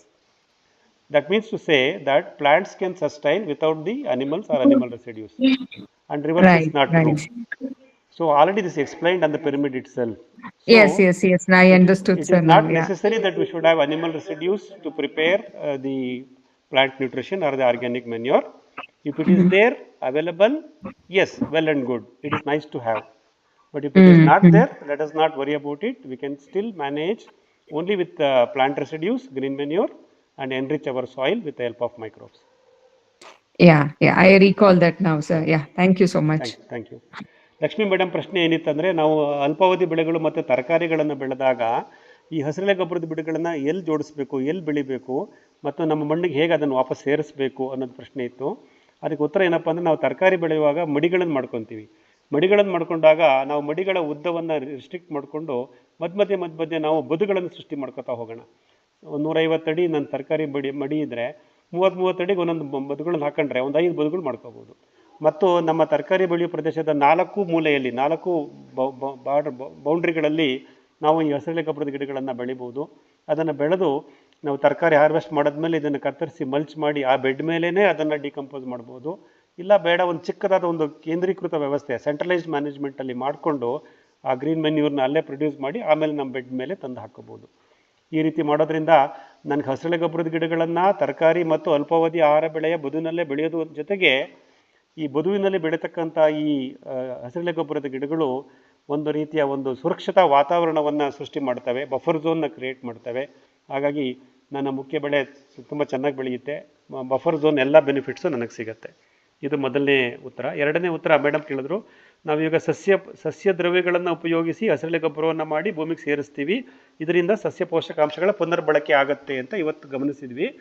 ಆದರೆ ಸಸ್ಯ ದ್ರವ್ಯಗಳನ್ನು ಮಾಡಿದಂಥ ಸಾವಯವ ಗೊಬ್ಬರದಲ್ಲಿ 16 ಪೋಷಕಾಂಶಗಳು ಅಥವಾ ಎಲ್ಲ ಪೋಷಕಾಂಶಗಳು ಇರುತ್ತೆಯೇ? ಪ್ರಾಣಿ ಮೂಲ ದ್ರವ್ಯಗಳನ್ನು ಸೇರಿಸ್ಬೋದಲ್ವೇ, ಸೇರಿಸ್ಬೇಕಲ್ವೇ, ಸೇರಿಸಲೇಬೇಕೇ ಅಥವಾ ಬೇಡವೇ, ಎರಡೂ ಇದ್ದರೆ ಒಳ್ಳೆಯದೇ? ಈ ರೀತಿಯ ಪ್ರಶ್ನೆ ಮೇಡಮ್ ಅವ್ರ ಇತ್ತು. ಅದಕ್ಕೆ ಉತ್ತರ ಭಾಳ ಸುಲಭ. ನಮ್ಮಲ್ಲಿ ಪ್ರಾಣಿ ಮೂಲ ದ್ರವ್ಯಗಳು ಇದ್ದರೆ ಖಂಡಿತ ಸೇರಿಸೋಣ ನಮ್ಮ ಸಾವಯವ ಗೊಬ್ಬರ ಉತ್ಪಾದನೆಯಲ್ಲಿ. ಅದಿಲ್ಲದೆ ಇದ್ರೂ ನಾವು ಮುಂದುವರಿಬೋದು. ಸಸ್ಯ ದ್ರವ್ಯಗಳನ್ನು ಉಪಯೋಗಿಸಿ, ಪ್ಲಾಂಟ್ ಬಯೋಮಾಸ್ ಉಪಯೋಗಿಸಿ ನಾವು ಸಾವಯವ ಗೊಬ್ಬರವನ್ನು ಉತ್ಪಾದಿಸ್ಬೋದು. ಯಾಕೆಂದರೆ ಒಂದು ಪಿರಮಿಡ್ನಲ್ಲಿ ಹೆಗಡೆ ಸರ್ ನಮ್ಗೆ ಎಕ್ಸ್ಪ್ಲೈನ್ ಮಾಡಿದ್ದಾರೆ. ಆ ಪಿರಮಿಡಲ್ಲಿ ಏನು ಹೇಳುತ್ತೆ ಅಂದರೆ, ತಳಭಾಗದಲ್ಲಿ ಸೂಕ್ಷ್ಮಜೀವಿಗಳು, ಅದರ ಮೇಲೆ ಸಸ್ಯಗಳು, ಅದರ ಮೇಲೆ ಸಸ್ಯಾಹಾರಿ ಮತ್ತು ಮಾಂಸಾಹಾರಿ ಜೀವಿಗಳು, ಈ ರೀತಿ ಒಂದು ಪಿರಮಿಡ್ ಇದೆ. ಅದೇನು ತೋರಿಸುತ್ತೆ ಅಂದರೆ, ಪ್ರಾಣಿಗಳು ಸಸ್ಯಗಳ ಮೇಲೆ ಅವಲಂಬಿಸಿರುತ್ತವೆ, ಆದರೆ ಸಸ್ಯಗಳು ಪ್ರಾಣಿಗಳ ಮೇಲೆ ಅವಲಂಬಿಸಿರಲ್ಲ. ಸಸ್ಯಗಳು ತಮ್ಮ ಒಂದು ಸಸ್ಯ ತ್ಯಾಜ್ಯದಿಂದ ಮತ್ತು ಸೂಕ್ಷ್ಮಜೀವಿಗಳ ಸಹಾಯದಿಂದ ತಮ್ಮ ಗೊಬ್ಬರವನ್ನು, ತಮ್ಮ ಸಸ್ಯ ಪೋಷಕಾಂಶಗಳನ್ನು ಪುನರುತ್ಪಾದನೆ ಮಾಡಿಕೊಳ್ಳುತ್ತವೆ. ಇದು ಸಹಸ್ರಾರು ವರ್ಷಗಳಿಂದ ಇದು ನಮಗೆ ಗಮನಕ್ಕೆ ಬಂದಿದೆ. ಇದನ್ನು ನಾವು ಗಮನಿಸ್ಕೊಂಡ್ರೆ ಸಸ್ಯ ಪೋಷಕಾಂಶಗಳು ಸಸ್ಯ ದ್ರವ್ಯಗಳಿಂದನೇ ಉತ್ಪಾದನೆ ಮಾಡ್ಕೋಬೋದು ಅನ್ನೋದಕ್ಕೆ ವೈಜ್ಞಾನಿಕ ಮಾಹಿತಿ ನಮ್ಗೆ ಅಲ್ಲಿ ಸಿಗುತ್ತೆ. Sir, doctor Hanumanthaiah sir. Yes sir, please. Sir, ನಮ್ಗಿದು ಉದಾಹರಣೆ, ನೀವು ಹೇಳಿದ ಉದಾಹರಣೆ, ನಮ್ಮ ಹೊಲ ಬಿಟ್ಟು ಬೇರೆ ಕಡೆ ಕಾಡು ಇದ್ರಲ್ಲೆಲ್ಲ ಯಾವ ಅನಿಮಲ್ ಇದು ಬೀಳದೆ ಇದ್ರು ಬೆಳೀತವೆ, ಎಲ್ಲ ಮರಗಳು, ಎಲ್ಲ ಹುಲ್ಲು ಎಲ್ಲ ಬೆಳೆಯುತ್ತೆ ಚೆನ್ನಾಗಿ. ಅದನ್ನ ತಿಂದು ನಮ್ಮ ಆನೆ ಕೂಡ ಎಷ್ಟು ದೊಡ್ಡದಾಗಿ ಬೆಳೆಯುತ್ತದೆ. ಇದೇ ಒಳ್ಳೆ ಉದಾಹರಣೆ ಅಲ್ವಾ ಸರ್? ಖಂಡಿತ ಖಂಡಿತ. ಅದಕ್ಕೆ ಹಂಗೆ ಹೇಳ್ತಾರೆ ಸರ್, ಮತ್ತೆ ಆನೆ ಅಲ್ಲೇ ಲದ್ದಿ ಹಾಕತ್ತೆ ಅಂತ ಹೇಳ್ತಾರೆ. ಅವೆಲ್ಲ ಬೇಡ, ನಾವು ವೈಜ್ಞಾನಿಕವಾಗಿ ಹೇಳ್ಬಿಡೋಣ. ಸರ್ ಸಸ್ಯಗಳು ಅದು ಪ್ರಾಣಿಗಳನ್ನ 2-3 ಕಿಲೋಮೀಟರ್ ಒಂದೊಂದು ಲದ್ದಿನೋ ಇಲ್ಲ ಒಂದು 4-5 ಸ್ಕ್ವೇರ್ ಮೀಟರ್ ಅಲ್ಲಿ ಒಂದೊಂದು ಅವಾಗ ಲದ್ದಿ ಹಾಕ್ಬೋದು. ಖಂಡಿತ. ಸಸ್ಯ ಪೋಷಕಾಂಶಗಳು ಸಸ್ಯ ದ್ರವ್ಯಗಳಿಂದನೇ ಉತ್ಪಾದನೆ ಆಗಿ ಸುಸ್ಥಿರತೆ ಅರಣ್ಯದಲ್ಲಿ ಸ್ಥಾಪಿತವಾಗಿದೆ, ಶತಮಾನಗಳಿಂದ ಸ್ಥಾಪಿತವಾಗಿದೆ. ಅದರಲ್ಲಿ ಯಾವುದೇ ಅನುಮಾನ ಇಲ್ಲ. ಖಂಡಿತ ಸರ್. ಸರ್ ನಮಸ್ಕಾರ ಸರ್. ಗಿರೀಶ್ ಆಗ್ತದೆ ಸರ್, ದೊಡ್ಡಮಾದ್ರೆ ಯಡಿಯೂರು ಹೋಗಿ ಕುಣಗಲ್ ತಾಲೂಕು. ಈಗ ನೀವು ಹಸಿರು ಬೆಳೆ ಅಂತ ಹೇಳಿದ್ರಲ್ವಾ, ಡಯಂಚ ಇದೆಲ್ಲ ಹಾಕೋದಿಕ್ಕೆ, ಅದು ಹಾಕಿದ್ರ ಆಮೇಲೆ ಮುಚ್ಚಿಗೆಗೆ ಇದ್ರಲ್ಲ ನೀವು. ಈಗ ನಾವು ಇದನ್ನ ಮುಚ್ಚಿಗೆದು ಫುಲ್ ಎಲ್ಲ ಎರ್ಸ್ಬಿಟ್ಟು ಎಲ್ಲ ನಮ್ ಜಮೀನಿಗೆ ಈ ಹಸಿರು ಬೆಳೆ ಮಾಡಿರ್ತೀವಲ್ಲ, ಅದು ಮೇಲೆ ತಿರ್ಗ ಅದು ಡಾಮಿನೇಟ್ ಮಾಡಿ ಅದೇನೋ ಬೆಳೆಯಕ್ ಬಿಡೋದಿಲ್ವಾ ಅಂತ ಸರ್? ಆ ಥರ ಏನಿಲ್ಲ sir. As a cover crop ಮುಚ್ಚಿಗೆ ಬೆಳೆಯಾಗಿ ನಾವು ಕೆಲವು ಬೆಳೆಗಳನ್ನು ಬೆಳಿತೀವಿ. ಅದು ನಾನು ವಿವರಣೆ ಕೊಟ್ಟಿದ್ದೀನಿ. ಯಾವುದೇ ಬೀಜಗಳನ್ನು ಬಿತ್ತನೆ ಮಾಡ್ತೀವಿ ಮುಚ್ಚಿಗೆ ಬೆಳೆಯಾಗಿ ಅಂತ, ಕವರ್ ಕ್ರಾಪ್ ಆಗಿ. ಮತ್ತು ಈ ನಮ್ಮ ಹಸಿರು ಗಿಡಕ್ಕೆ ಹಸಿರು ಬೆಳೆ, ಇದಕ್ಕೆ ನಾವು ಸೆಣಬು ಡಯಂಚವನ್ನು ಬೆಳಿತೀವಿ. ಸೊ ನಿಮಗೆ ಸೆಣಬು ಡಯಂಚ ನನ್ನ ಗಿಡದ ಸುತ್ತ ಬಳೆಯ ವೃತ್ತಾಕಾರದಲ್ಲಿ ಬಂದರೆ ಹಸಿರು ಬೆಳೆಯಾಗಿರುತ್ತೆ, ಹಸಿರು ಬಳೆಯಾಗಿರುತ್ತೆ. ಅದ್ರ ಬೆನಿಫಿಟ್ನ ನನ್ನ ಗಿಡ ಕೊಡ್ತಾ ಬರುತ್ತೆ. ಅದೇ ಸೆಣಬು ಡಯಂಚವನ್ನು ನಾನು ತೋಟ ತುಂಬ ಎರಚಿದ್ರೆ ಅದು ಮುಚ್ಚಿಗೆ ಬೆಳೆಯಾಗಿ ಬೆಳೆಯುತ್ತೆ. ಅದನ್ನು ನಾನು 45 ದಿವಸಕ್ಕೂ 60 ದಿವಸಕ್ಕೂ ಚಾಪ್ ಮಾಡ್ತೀನಿ. ಹಸಿರು ಬೆಳೆ ಮಾಡೋ ಅವಶ್ಯಕತೆ ಇರಲ್ಲ ಸರ್ ಅವಾಗ? ಇದನ್ನೆಲ್ಲ ಟೋಟಲ್ ಇಲ್ಲ. ಇವು ಸರ್ ನಾನೇನು 4 ವಿಧಗಳನ್ನು ಹೇಳಿದ್ದೀನಿ: ಹಸಿರು ಬೆಳೆ, ಆಮೇಲೆ ಹಸಿರು ಮುಚ್ಚಿಗೆ, ಸಂಗಾತಿ ಸಸ್ಯಗಳು, ಮತ್ತು ಬೇಲಿಯಲ್ಲಿ ಜೀವಂತ ಬೇಲಿ ಮತ್ತು ಬದುಗಳಲ್ಲಿ ಬೆಳೀತಕ್ಕಂಥ ಗಿಡಗಳು. ಇದು 4ನ್ನು ನಾವು ಉಪಯೋಗಿಸ್ಕೋಬೇಕು ಸರ್. ಪ್ರತಿಯೊಂದರಲ್ಲೂ ಅದರದೇ ಆದಂಥ ಬೆನಿಫಿಟ್ ಇರುತ್ತೆ, ಅದರದೇ ಆದಂಥ ಒಂದು ಸಸ್ಯ ದ್ರವ್ಯಗಳನ್ನು ನಾವು ಸೃಷ್ಟಿ ಮಾಡೋಕ್ಕೆ ಸಾಧ್ಯ ಆಗುತ್ತೆ. ಅವೆಲ್ಲವನ್ನು ಮಾಡಿದಾಗ ಮಾತ್ರ ನನ್ನ ಮಣ್ಣಿನ ಪೋಷಕಾಂಶಗಳ ಪುನರುಜ್ಜೀವನ ಆಗ್ತಾ ಹೋಗುತ್ತೆ. Nutrition replacement on the soil. ಸಂಗಾತಿ ಕರೆಕ್ಟ್, ಸಂಗಾತಿ ಬೆಳೆ ಹೇಳಿದ್ರೆ ಕರೆಕ್ಟ್, ಅದು ಬೇರೆ ಡಿಫ್ರೆಂಟ್ ಆಯ್ತು. ಈಗ ನಮ್ಗೆ ಇದು ಹಸಿರು ಬೆಳೆ ಮತ್ತೆ ಮುಚ್ಚಿಗೆ ಎರಡು ಒಂದೇ ಅಲ್ಲ ಸರ್? ಹಸಿರು ಬೆಳೆ ನಿರ್ದಿಷ್ಟ ಅಂತರದಲ್ಲಿ 1.5 ಅಡಿ ಅಂತರದಲ್ಲಿ ಮಾಡಿರ್ತೀವಿ. ಅದು ನನ್ನ active root zone, drip circle ಅಂತ ಸರ್ ಹೇಳ್ತಾರಲ್ವಾ, ನನ್ನ ಬೇರು ವಲಯ ಎಲ್ಲಿದೆಯೋ ಅಲ್ಲಿ ಮಾತ್ರ ಅದು ಕೆಲಸ ಮಾಡ್ತಾ ಇರುತ್ತೆ. ಬಟ್ ಕವರ್ ಕ್ರಾಪ್ ಇದೆಯಲ್ಲ, ಅದು ನನ್ನ ತೋಟದ ಪ್ರತಿ ಚದುರಡಿನೂ ಅವಲಂಬಿಸಿರುತ್ತೆ, ಆಕ್ರಮಿಸ್ಕೊಂಡಿರುತ್ತೆ, ಅದು ಬೆಳೆಸಿರ್ತೀವಿ. ಸೊ ನಿಮ್ದು ಓವರ್ ಆಲ್ ಸಾಯಿಲ್ ಅಪ್ಲಿಫ್ಟ್ಮೆಂಟ್ಗೆ ಕವರ್ ಕ್ರಾಪ್ ಮಾಡ್ಕೋಬೇಕು. ನಾವು ಹೊಸದಾಗಿ ತಂದು ನೆಟ್ಟಂತ ಗಿಡಕ್ಕೆ ಪೋಷಕಾಂಶ ಕೊಡ್ಲಿಕ್ಕೆ ಅಥವಾ ರಕ್ಷಣೆ ಕೊಡ್ಲಿಕ್ಕೆ ಹಸಿರು ಬೆಳೆ ಮಾಡ್ಕೋಬೇಕು. 4ನ್ನು ಮಾಡೋಣ ಸರ್, 4ನ್ನು ಮಾಡೋಣ. ಇನ್ನೂ ಒಂದು ಯಾವ್ದಾರ ಅವಕಾಶ ಸಿಕ್ಕರೆ ಅದನ್ನು ಸೃಷ್ಟಿ ಮಾಡೋಣ. ಸರ್ ಇವತ್ತಿನ ವಿಷಯ ತುಂಬಾ ಚೆನ್ನಾಗಿತ್ತು ಸರ್. ಯಾಕಂದ್ರೆ ಇದೇ ಕೇಳ್ಬೇಕು ನಿಮ್ಮನ್ನ ಪರ್ಸನಲ್ ಕಾಲ್ ಮಾಡಿ ಅನ್ಕೊಂಡಿದ್ದೆ, ಅದೇ ಇವತ್ತು ಸಬ್ಜೆಕ್ಟ್ ಬಂದಿದೆ. ತುಂಬಾ ಖುಷಿ ಆಯ್ತು ಸರ್. Thank you sir. ತುಂಬಾ ಖುಷಿ ಆಯ್ತು. ಒಳ್ಳೆಯದು. ಥ್ಯಾಂಕ್ಸ್ ಗಿರೀಶ್. ಧನ್ಯವಾದ. Girish sir's question is that when we are growing green ring, Sanam Diancha as a green ring, and we also broadcast the Sanam Diancha as a cover crop, so is it not a duplication? Or when we do cover crop and then we try to grow Sanam Diancha, how this cover crop and this Sanam Diancha, I mean something like that, will they not conflict each other? The answer is very simple. When we grow Sanam Diancha or any green ring crops, we will be focusing on the active root zone of the plant, and we are helping the new plant to be established, or the basin gets rejuvenated, basin of the soil getting rejuvenated. Whereas when you do the cover crops, we will be focusing on every square area of our land, and we are trying to do the mulching with these cover crops and enhance the organic carbon of every square area of our land. Hence we have to practice all, that is green ring, cover crop, companion species plants, and live fence and plants on the bunds. Whatever I explained today, all the 4 has to be practiced. These are all the opportunities for us to create good amount of plant biomass and mulch it and create quality organic manure to ensure refreshment of plant nutrition which has been taken by our crops. 10 ಗಂಟೆ ಹೊಡಿತು, ಸಮಯ ಆಗಿದೆ. So ಸ್ವಲ್ಪ ನಿಧಾನಕ್ಕೆ start ಮಾಡಿದೆ, ಕ್ಷಮೆ ಇರಲಿ. ಎಲ್ಲ ಹೋಗ್ಬಿಟ್ಟಿದ್ದೆ ನಾನು ತಮಿಳ್ನಾಡಿಗೆ, ಬಂದಿದ್ದು ಲೇಟ್ ಆಗಿಬಿಡ್ತು. ಹಾಗಾಗಿ ತೊಂದರೆ ಇಲ್ಲ. ಸೊ ಫೀಡ್ಬ್ಯಾಕ್ ಕೊಡಿ, ಪ್ರಶ್ನೆ ಕೇಳಿ, ಇನ್ನೊಂದು 5 ನಿಮಿಷ ಮುಂದುವರ್ಸೋಣ. ಲಾಗೌಟ್ ಆಗೋರು ಲಾಗೌಟ್ ಆಗಿ, ತೊಂದರೆ ಇಲ್ಲ. ವಾಟ್ಸಪ್ಪಲ್ಲಿ touch ಇಟ್ಕೊಂಡಿರಿ. Sir, in place of companion plant, can we plant this green manure plant only? Sir, green manure plant generally we use Surname dienchant and Arsgram, which I explained. Or I mean, even companion plant is also a green manure plant.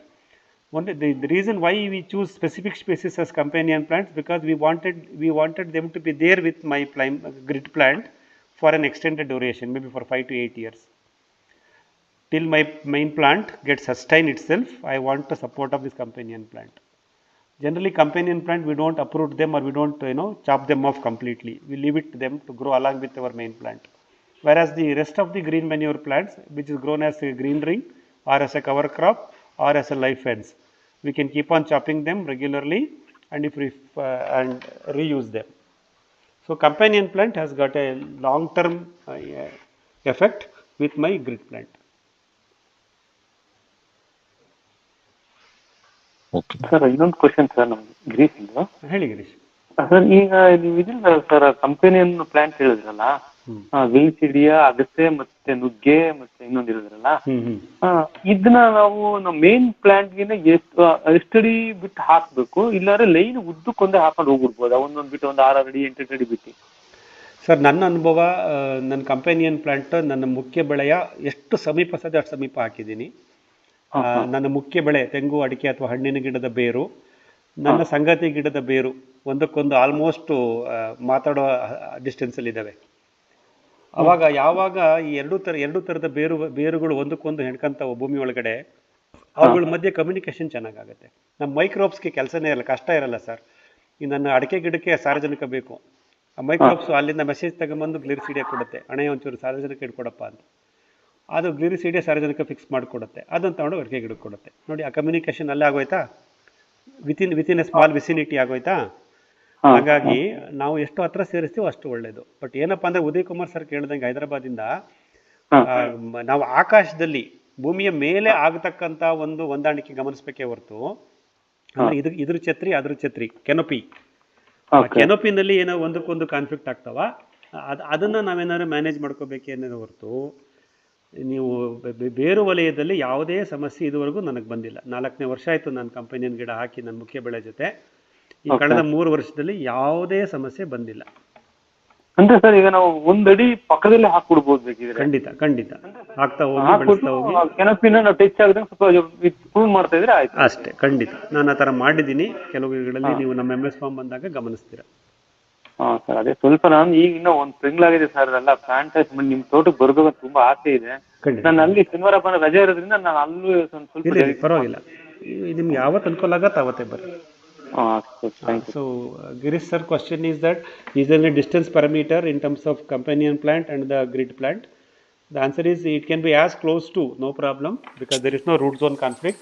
Both can coexist. In fact, it helps also in microbes to communicate between the two root zones, active root zones. Only thing is the canopy management, as Uday Kumar from Hyderabad has asked. So how do we manage the canopy? Anjana sir. Yes sir. Hello sir. Uday Kumar, please. Sir, one more doubt is, instead of doing this green manuring throughout the farm, I have sufficient grass growing, so I can do brush cutting every time, right? Instead of going for green manuring. Yeah, the sufficient grass which is growing today, because you have not made any efforts to grow cover crops or any other dicotyledon plants. What is native, your soil is creating those grass. Generally, when you grow grass and chop them and mulch them, the amount of plant nutrition it will return from the biomass created by the monocot or a cereals or a grass, okay, is much lesser than what you will get from the dicots or a Surname dienchant kind of a thing. Second thing is, your grass is growing for 45 days or 60 days and you do brush cutter and mulch them. But in the 45 to 60 days, what that grass is contributing? It is not doing any nitrogen fixing. Yeah. Because it's not a dicotyledon, it is a monocot. Yeah. So third thing is, these grasses generally when they grow, they have a short period. Some grasses will complete their cycle in 45 days, 50 days only. What will happen if you don't do frequent brush cutting because of want of labor or any other parameter? These grasses will drop their seeds and the next cycle again they grow. It becomes a monocrop weed. You will not get diversity. We always say we need diversity everywhere, including weed diversity. Hence, when you default leave it, only grasses will grow, likely to grow. But when you broadcast this dicotyledon seeds like Sannam diancha, you bring the diversity. Okay, sir. Natural farming, we talk about diversity. Okay, sir. Uday Kumar sir ಪ್ರಶ್ನೆ, ನನ್ನ ತೋಟದಲ್ಲಿ ಹುಲುಸಾಗಿ ಬೆಳೀತಾ ಇದೆ, ಹುಲ್ಲನ್ನೇ ನಾನು ಕಳೆ ಕಚ್ಚು ಯಂತ್ರದಿಂದ ಕತ್ತರಿಸ್ಬಿಟ್ಟು ಮಚ್ಚಿಗೆ ಮಾಡ್ತೀನಲ್ಲ, ಅದರಿಂದನೇ ಹಸಿರೆಲೆ ಗೊಬ್ಬರ ಆಗುತ್ತಲ್ವಾ, ಈ ಕವರ್ ಕ್ರಾಪ್ ಬೆಳೆಯೋದು ಅಥವಾ ಇದೆಲ್ಲ ಬೆಳೆಯೋದು ಏನಕ್ಕೆ ಬೇಕು ಅಂತ ಅವ್ರ ಪ್ರಶ್ನೆ ಇತ್ತು. ಅದಕ್ಕೆ ಉತ್ತರ, ಹುಲ್ಲು ಒಂದು ಸ್ವಾಭಾವಿಕವಾಗಿ ಬೆಳೆಯತಕ್ಕಂಥ ಒಂದು ಏಕದಳ ಜಾತಿಯ ಗಿಡ.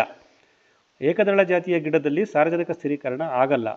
ಹಾಗಾಗಿ ಅದು ಬದುಕಿರೋ ಹಂತದಲ್ಲೂ 45-50 ದಿವಸ ಅದು ಬದುಕಿರುತ್ತಲ್ಲ, ಅಲ್ಲಿವರೆಗೂ ಯಾವುದೇ ರೀತಿಯ ಸಾರ್ವಜನಿಕ ಸ್ಥಿರೀಕರಣವಾಗ್ಬೋದು, ಬೇರೆ ಸೂಕ್ಷ್ಮಜೀವಿಗಳಿಗೆ ಆಹಾರವಾಗ್ಬೋದು ಸಿಗುತ್ತೆ, ಕಡಿಮೆ ಸಿಗುತ್ತೆ ಸೂಕ್ಷ್ಮಜೀವಿಗಳಿಗೆ ಆಹಾರ. ಅದರ ಮತ್ತು ರೂಟ್ ಝೋನು ಅಷ್ಟು ವಿಶಾಲವಾಗಿರಲ್ಲ ಹುಲ್ಲಿಂದು. ಹಾಗಾಗಿ ಹುಲ್ಲು ಒಂದು ಏಕ ಬೆಳೆಯ ಕಳೆಯಾಗೋ ಬದಲು ನಾವು ಕಳೆಯಲ್ಲಿ ವೈವಿಧ್ಯತೆ ತರೋಣ, ದ್ವಿದಳ ಧಾನ್ಯಗಳಾದ ಸೆಣಬು ಡಯಂಚವನ್ನು ಎರಚಿ ಬೆಳೀತಾ ಹೋಗೋಣ. ಆವಾಗ ನಮಗೆ ಕಳೆಯಲ್ಲಿ ವೈವಿಧ್ಯತೆ ಬರುತ್ತೆ ಮತ್ತು ಆ ಕಳೆಯ ವೈವಿಧ್ಯತೆಯಿಂದ ಕತ್ತರಿಸಿದಂಥ ಹಸಿರೆಲೆ ಗೊಬ್ಬರ ನಮ್ಮ ಸಸ್ಯ ಪೋಷಕಾಂಶಗಳ ನಿರ್ವಹಣೆಗೆ ಸಹಾಯ ಆಗುತ್ತೆ. Yes sir. Sir, I have planted Sitafal and this Peru, Jam. So which are the companion plants I can plant? Sir, as I said, Spacing is 10 feet. You can grow this whatever I have listed, that is Sannam diancha, Gliricidia, Alavana, Erythrina, etc. Sorry, Alavana, Erythrina, Gliricidia, Susbania, Moringa. These are the 4 things you can choose, sir. So no problem. As I said already, you can plant this companion as close to your primary crop, but try to ensure that the 2 layers of canopies are created. You allow this companion species to grow to 6 to 8 feet, that they become the first layer. Your other fruit plants can become a second layer as long as they can perform under the shade. So the root zone will not compete with each other? Pardon me? The root zone of both will not compete with each other? No, I already answered to Girish sir also, so absolutely no problem, sir. There is no concept of root zone conflict. You can have mesh of roots of diversified species plants. In fact, that will help. It will help the microbes because they perform under the root zone, plant root zone, as we know. So there is one main plant, that is species A, and there is another main companion plant, that is species B. When 2 species plants are grown together, very close proximity, the microbes will like to perform in both the root zones. They get what is called chow chow bath. So upma and sweet bath, both they will get. So they will be happy to perform. So absolutely there is no root zone conflict. You can create as much of dense of diversified roots of different species plants. Don't do monocropping, high density monocropping like chemical farming people do. Don't do monocropping, do multicropping or heterogeneous species plants as dense as we can. No problem on the root zone. We have to just manage the canopy.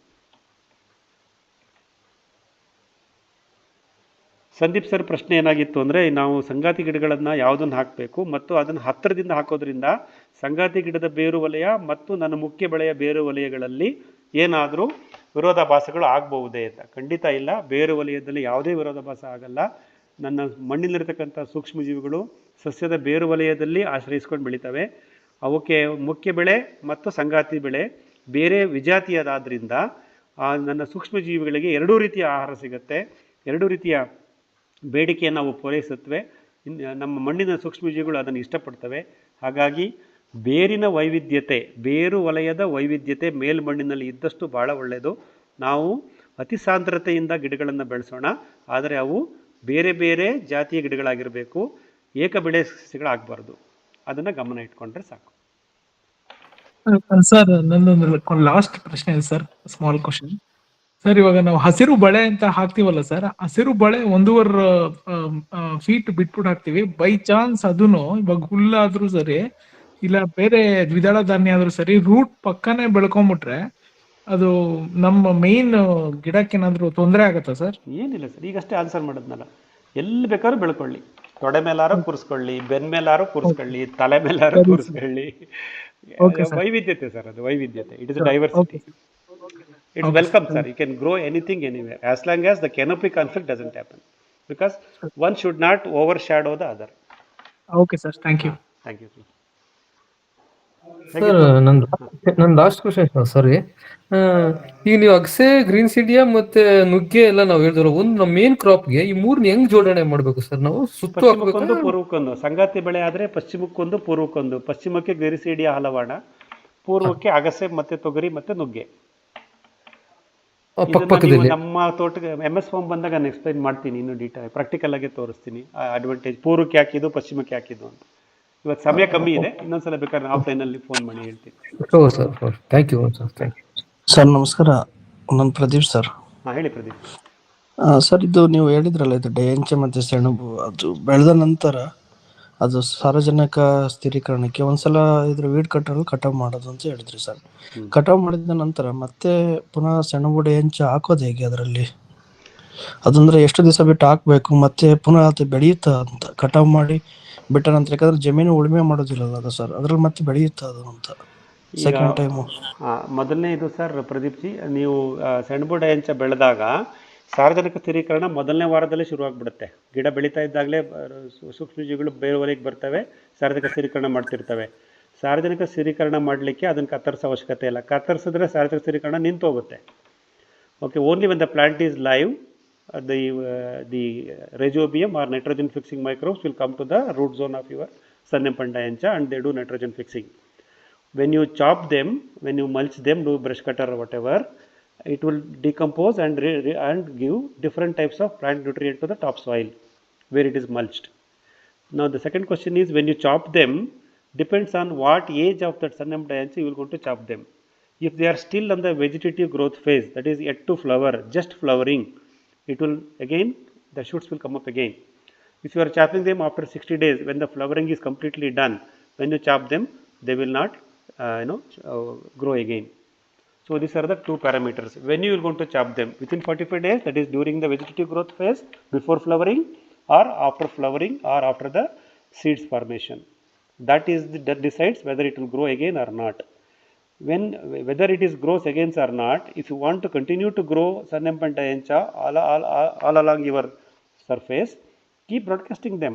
Every time you do brush cutter, before you do brush cutting, broadcast 6 kg of Sunnypum diancha horse gram, then you do the brush cutting. No tilling is absolutely not required, which I have already demonstrated in both my farms. Absolutely not required. So you can happily broadcast and keep growing without tilling. ಅಲ್ಲ sir, ಹಂಗಾದ್ರೆ ಹೂವು ಆದಾಗ ಕಟಾವ್ ಮಾಡಿದ್ರೆ ಮತ್ತೆ ಅದೇನು ಮತ್ತೆ regrowth ಮತ್ತೆ ಬರಲ್ಲ, ಮತ್ತೆ ಚಿಗುರಲ್ಲ. ಅದು ಸಸ್ಯಾಭಿವೃದ್ಧಿ ಅಂತ ಮುಗಿದೋಗ್ಬಿಟ್ಟು ವಂಶಾಭಿವೃದ್ಧಿ ಅಂತ ಬಂದ್ಬಿಟ್ಟಿರುತ್ತೆ. ಅದು ಅನ್ಕೊಂಡ್ಬಿಟ್ರೆ ನಾನು ಹೂ ಬಿಟ್ಟು ಬೀಜ ಉತ್ಪಾದನೆ ಮಾಡಾಯ್ತು, ನನ್ನ ಈ ಭೂಮಿಗೆ ಬಂದಿದ್ದು ಕರ್ಮ ಮುಗೀತು, ಹಾಗಾಗಿ ನಾನು ಮತ್ತೆ ಚಿಗುರು ಅವಶ್ಯಕತೆ ಇಲ್ಲ ಅಂತ ಅದು ಮತ್ತೆ ಚಿಗುರಲ್ಲ. ಅದು ಹೊಸದಾಗಿ ಬೀಜಗಳನ್ನ ಎರಚಿ ಬೆಳೆಸ್ಬೇಕಾಗತ್ತೆ. ಮತ್ತೆ 45 ಡೇಸಿಗೆ ಚಾಪ್ ಮಾಡಿದ್ರೆ ಮತ್ತೆ ರೀಗ್ರೋತ್ ಆಗುತ್ತೆ ಬರುತ್ತೆ. ಹೌದು, ಅದನ್ನು ಹೂ ಬಿಟ್ಟಿರಲ್ಲ, ಅವಾಗಿನ ಹೂ ಬಿಡ್ತಿರುತ್ತೆ. ಸೊ ಅದರದ್ದು ಜೀವನ ಸಾಫಲ್ಯ ಕಂಡಿರಲ್ಲ. ಹಾಗಾಗಿ ಎಲ್ಲಾ ಸಸ್ಯಗಳು ಸಂತಾನಾಭಿವೃದ್ಧಿ ಮಾಡ್ಕೊಳ್ಳೇಬೇಕಲ್ಲ. ಸೊ ಬೆಸ್ಟ್ ಮೆಥಡ್ ಅಂದ್ರೆ every 45 days we have to chop it once again. Not necessary. ಅದು ವೆಜಿಟೇಟಿವ್ ಗ್ರೋತ್ ಫೇಲ್ ಇದ್ದಾಗ ಚಾಪ್ ಕಟರ್ ಮಲ್ಚ್ ಮಾಡಿದ್ರೆ ಮತ್ತೆ ಚಿಗುರುತ್ತೆ. ಬಟ್ ಚಿಗುರ್ಲೇಬೇಕು ಅನ್ನೋ ಅವಶ್ಯಕತೆ ಇಲ್ಲ. ಅದಿರ್ಲಿ ಬಿಡಿ, 80 ದಿವಸ ಇರಲಿ, ನೈಟ್ರೋಜನ್ ಫಿಕ್ಸಿಂಗ್ ಮಾಡ್ತಾ ಇರಲಿ, 100 ದಿವಸ ಇರಲಿ, ಅದಿದ್ದಷ್ಟು ಒಳ್ಳೇದಲ್ಲ. ಸಾರ್ವಜನಿಕ ಸ್ಥಿರೀಕರಣ ಆಗ್ತಾ ಇರುತ್ತಲ್ಲ. ಹಾಗಾದ್ರೆ ಸರ್, ಕೆಲವರು ಏನಂತಂದ್ರೆ ಹೂ ಬಿಟ್ಟಾದ್ಮೇಲೆ ಕಟಾವ್ ಮಾಡ್ಬೇಕು, ಮತ್ತೆ ಒಂದ್ಸಲ ಅದನ್ನ ಭೂಮಿ ಸೇರಿಸಿದ್ಮೇಲೆ ಮತ್ತೆ ಉಳುಮೆ ಮಾಡಿ ಅದೆಲ್ಲ ಇದಾಗುತ್ತೆ, ಮತ್ತೆ ಹೊಸದಾಗಿ ಹಾಕ್ಬೇಕು ಅಂತ ಎಲ್ಲ ಒಂದು ಮಾರ್ತಾ ಇದ್ದಾರೆ. ಅದಕ್ಕೆ ನಾನು ಅದೆಲ್ಲ ಕೇಳ್ಕೊಂಡಿದ್ದೆ, ನೋಡಿದ್ದೆ. ಅವ್ರಿಗೆ ಏನು ಪ್ರೊಸೀಜರ್ ಕ್ಲಾರಿಟಿ ಇದೆ ಅದು ಮಾಡಲಿ. ನಾವು ಝೀರೋ ಟಿಲ್ಲಿಂಗ್ ಅಲ್ಲಿ ಇದೀವಿ, ಯಾವುದೇ ಕಾರಣಕ್ಕೂ ಉಳುಮೆ ಮಾಡಲ್ಲ, ಟ್ರಾಕ್ಟರ್ ತರಿಸಲ್ಲ ತೋಟದೊಳಗಡೆ. ಹಾಗಾಗಿ ನಾವು ಬ್ರಷ್ ಕಟರ್ನಲ್ಲೇ ಮ್ಯಾನೇಜ್ ಮಾಡ್ತೀವಿ. ಮತ್ತೆ ನಮಗೆ ದ್ವಿದಳ ಧಾನ್ಯಗಳು ಬೆಳಿಬೇಕು ಅಂದ್ರೆ ಬೀಜವನ್ನು ಎರಚ್ತೀವಿ ಅಷ್ಟೇ ಸರ್. ಅದು ಆಟೋಮೆಟಿಕ್ ಆಗಿ ಗ್ರೋತ್ ಆಗುತ್ತೆ. ಖಂಡಿತ. ಸರ್ ಇದು ಒಳಮುಚ್ಚಿಗೆ ಮುಳ್ಳಿದ್ರೆ ಹೆಂಗೆ ಸರ್ ಅದು ತೋಟದಲ್ಲ ತೆಗಿಯೋಕ್ಕೆ? ಒಳಮುಚ್ಚಿಗೆ ಮುಳ್ಳು ಅಂತ ಹೇಳ್ತೀವಲ್ಲ, ಅದು ಮುಟ್ಟಿದರೆ ಮುನಿ ಅದು ಕಮ್ಮಿ ಆಗುತ್ತೆ. ಈ ಕವರ್ ಕ್ರಾಪ್ ಅಂತ ಹೇಳ್ತೀವಲ್ಲ, ಮುಚ್ಚಿಗೆ ಬೆಳೆ, ಸರ್, ಹುರುಳಿ ಹಾಕಿ, ವೆಲ್ವೆಟ್ ಬೀನ್ಸು, ಅಲಸಂದೆ ಇವೆಲ್ಲ ಹಾಕ್ತಾ ಬಂದಾಗ ಮುಟ್ಟಿದ್ರ ಮುನಿಗೆ ಬಿಸಿಲು ಸಿಗಲ್ಲ, ಆವಾಗ ಅದು ಬೆಳೆಯೋದು ಕಮ್ಮಿ ಆಗುತ್ತೆ. ಮತ್ತೆ ಉಳುಮೆ ಮಾಡೋದು ನಿಲ್ಲಿಸಿದಾಗ ನ್ಯಾಚುರಲ್ ಕಮ್ಮಿ ಆಗುತ್ತೆ. Thank you so much sir. Thank you. 10:17 ಮಿತ್ರರೇ, ಹೇಳಿ, ಕ್ಲೋಸ್ ಮಾಡ್ಬೋದಾ? ಇನ್ನು ಪ್ರಶ್ನೆಗಳಿದೆಯಾ? Sir, can we broadcast red gram or black gram seeds in a mountain-like structure? Yeah, see, in order for that to germinate, it requires some support. So when you just broadcast it, and if it is a surface of certain angle slope, so maybe it will not hold on to that area. So if you want to grow those kind of grains, better to make a small 2 inches of soil displacement and put them, just 2 inches. Okay, sir. Draw one single line about 2 inches depth, and you seed them on that line.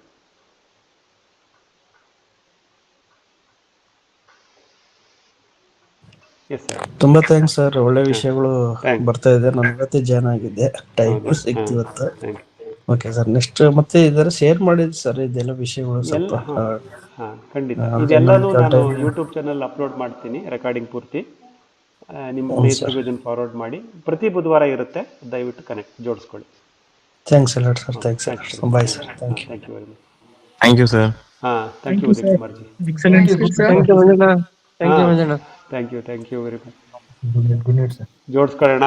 So ಆಫ್ಲೈನಲ್ಲೂ connect ಆಗಿ ನನ್ನ YouTube ಚಾನಲಲ್ಲೂ ಗೋರ್ಸ್ಕೊಳ್ಳಿ, ವಾಟ್ಸಪ್ಪಲ್ಲಿ message ಕಳಿಸಿ, ಜೊತೆಲಿರೋಣ. ಇದೇ ರೀತಿ ನಮ್ಮ ನೈಸರ್ಗಿಕ ಕೃಷಿನ ಕಲಿಕೆಯನ್ನು ಮುಂದುವರಿಸ್ಕೊಂಡು ಹೋಗೋಣ. ಈ ವೆಬಿನಾರ್ನ ಇಲ್ಲಿ ಮುಗಿಸ್ತಾ ಇದ್ದೀನಿ. ದಯವಿಟ್ಟು ನಮ್ಮ ಜೊತೆ ಜೋಡಿಸ್ಕೊಂಡು ನಿಮ್ಮೆಲ್ಲರಿಗೂ ಧನ್ಯವಾದಗಳು. ಎಲ್ರಿಗೂ ಶುಭರಾತ್ರಿ. ಮುಂದಿನ ಬುಧವಾರ 8 ಗಂಟೆಗೆ ಮತ್ತೆ ಸೇರೋಣ. Thank you very much. Thank you sir. Thank you.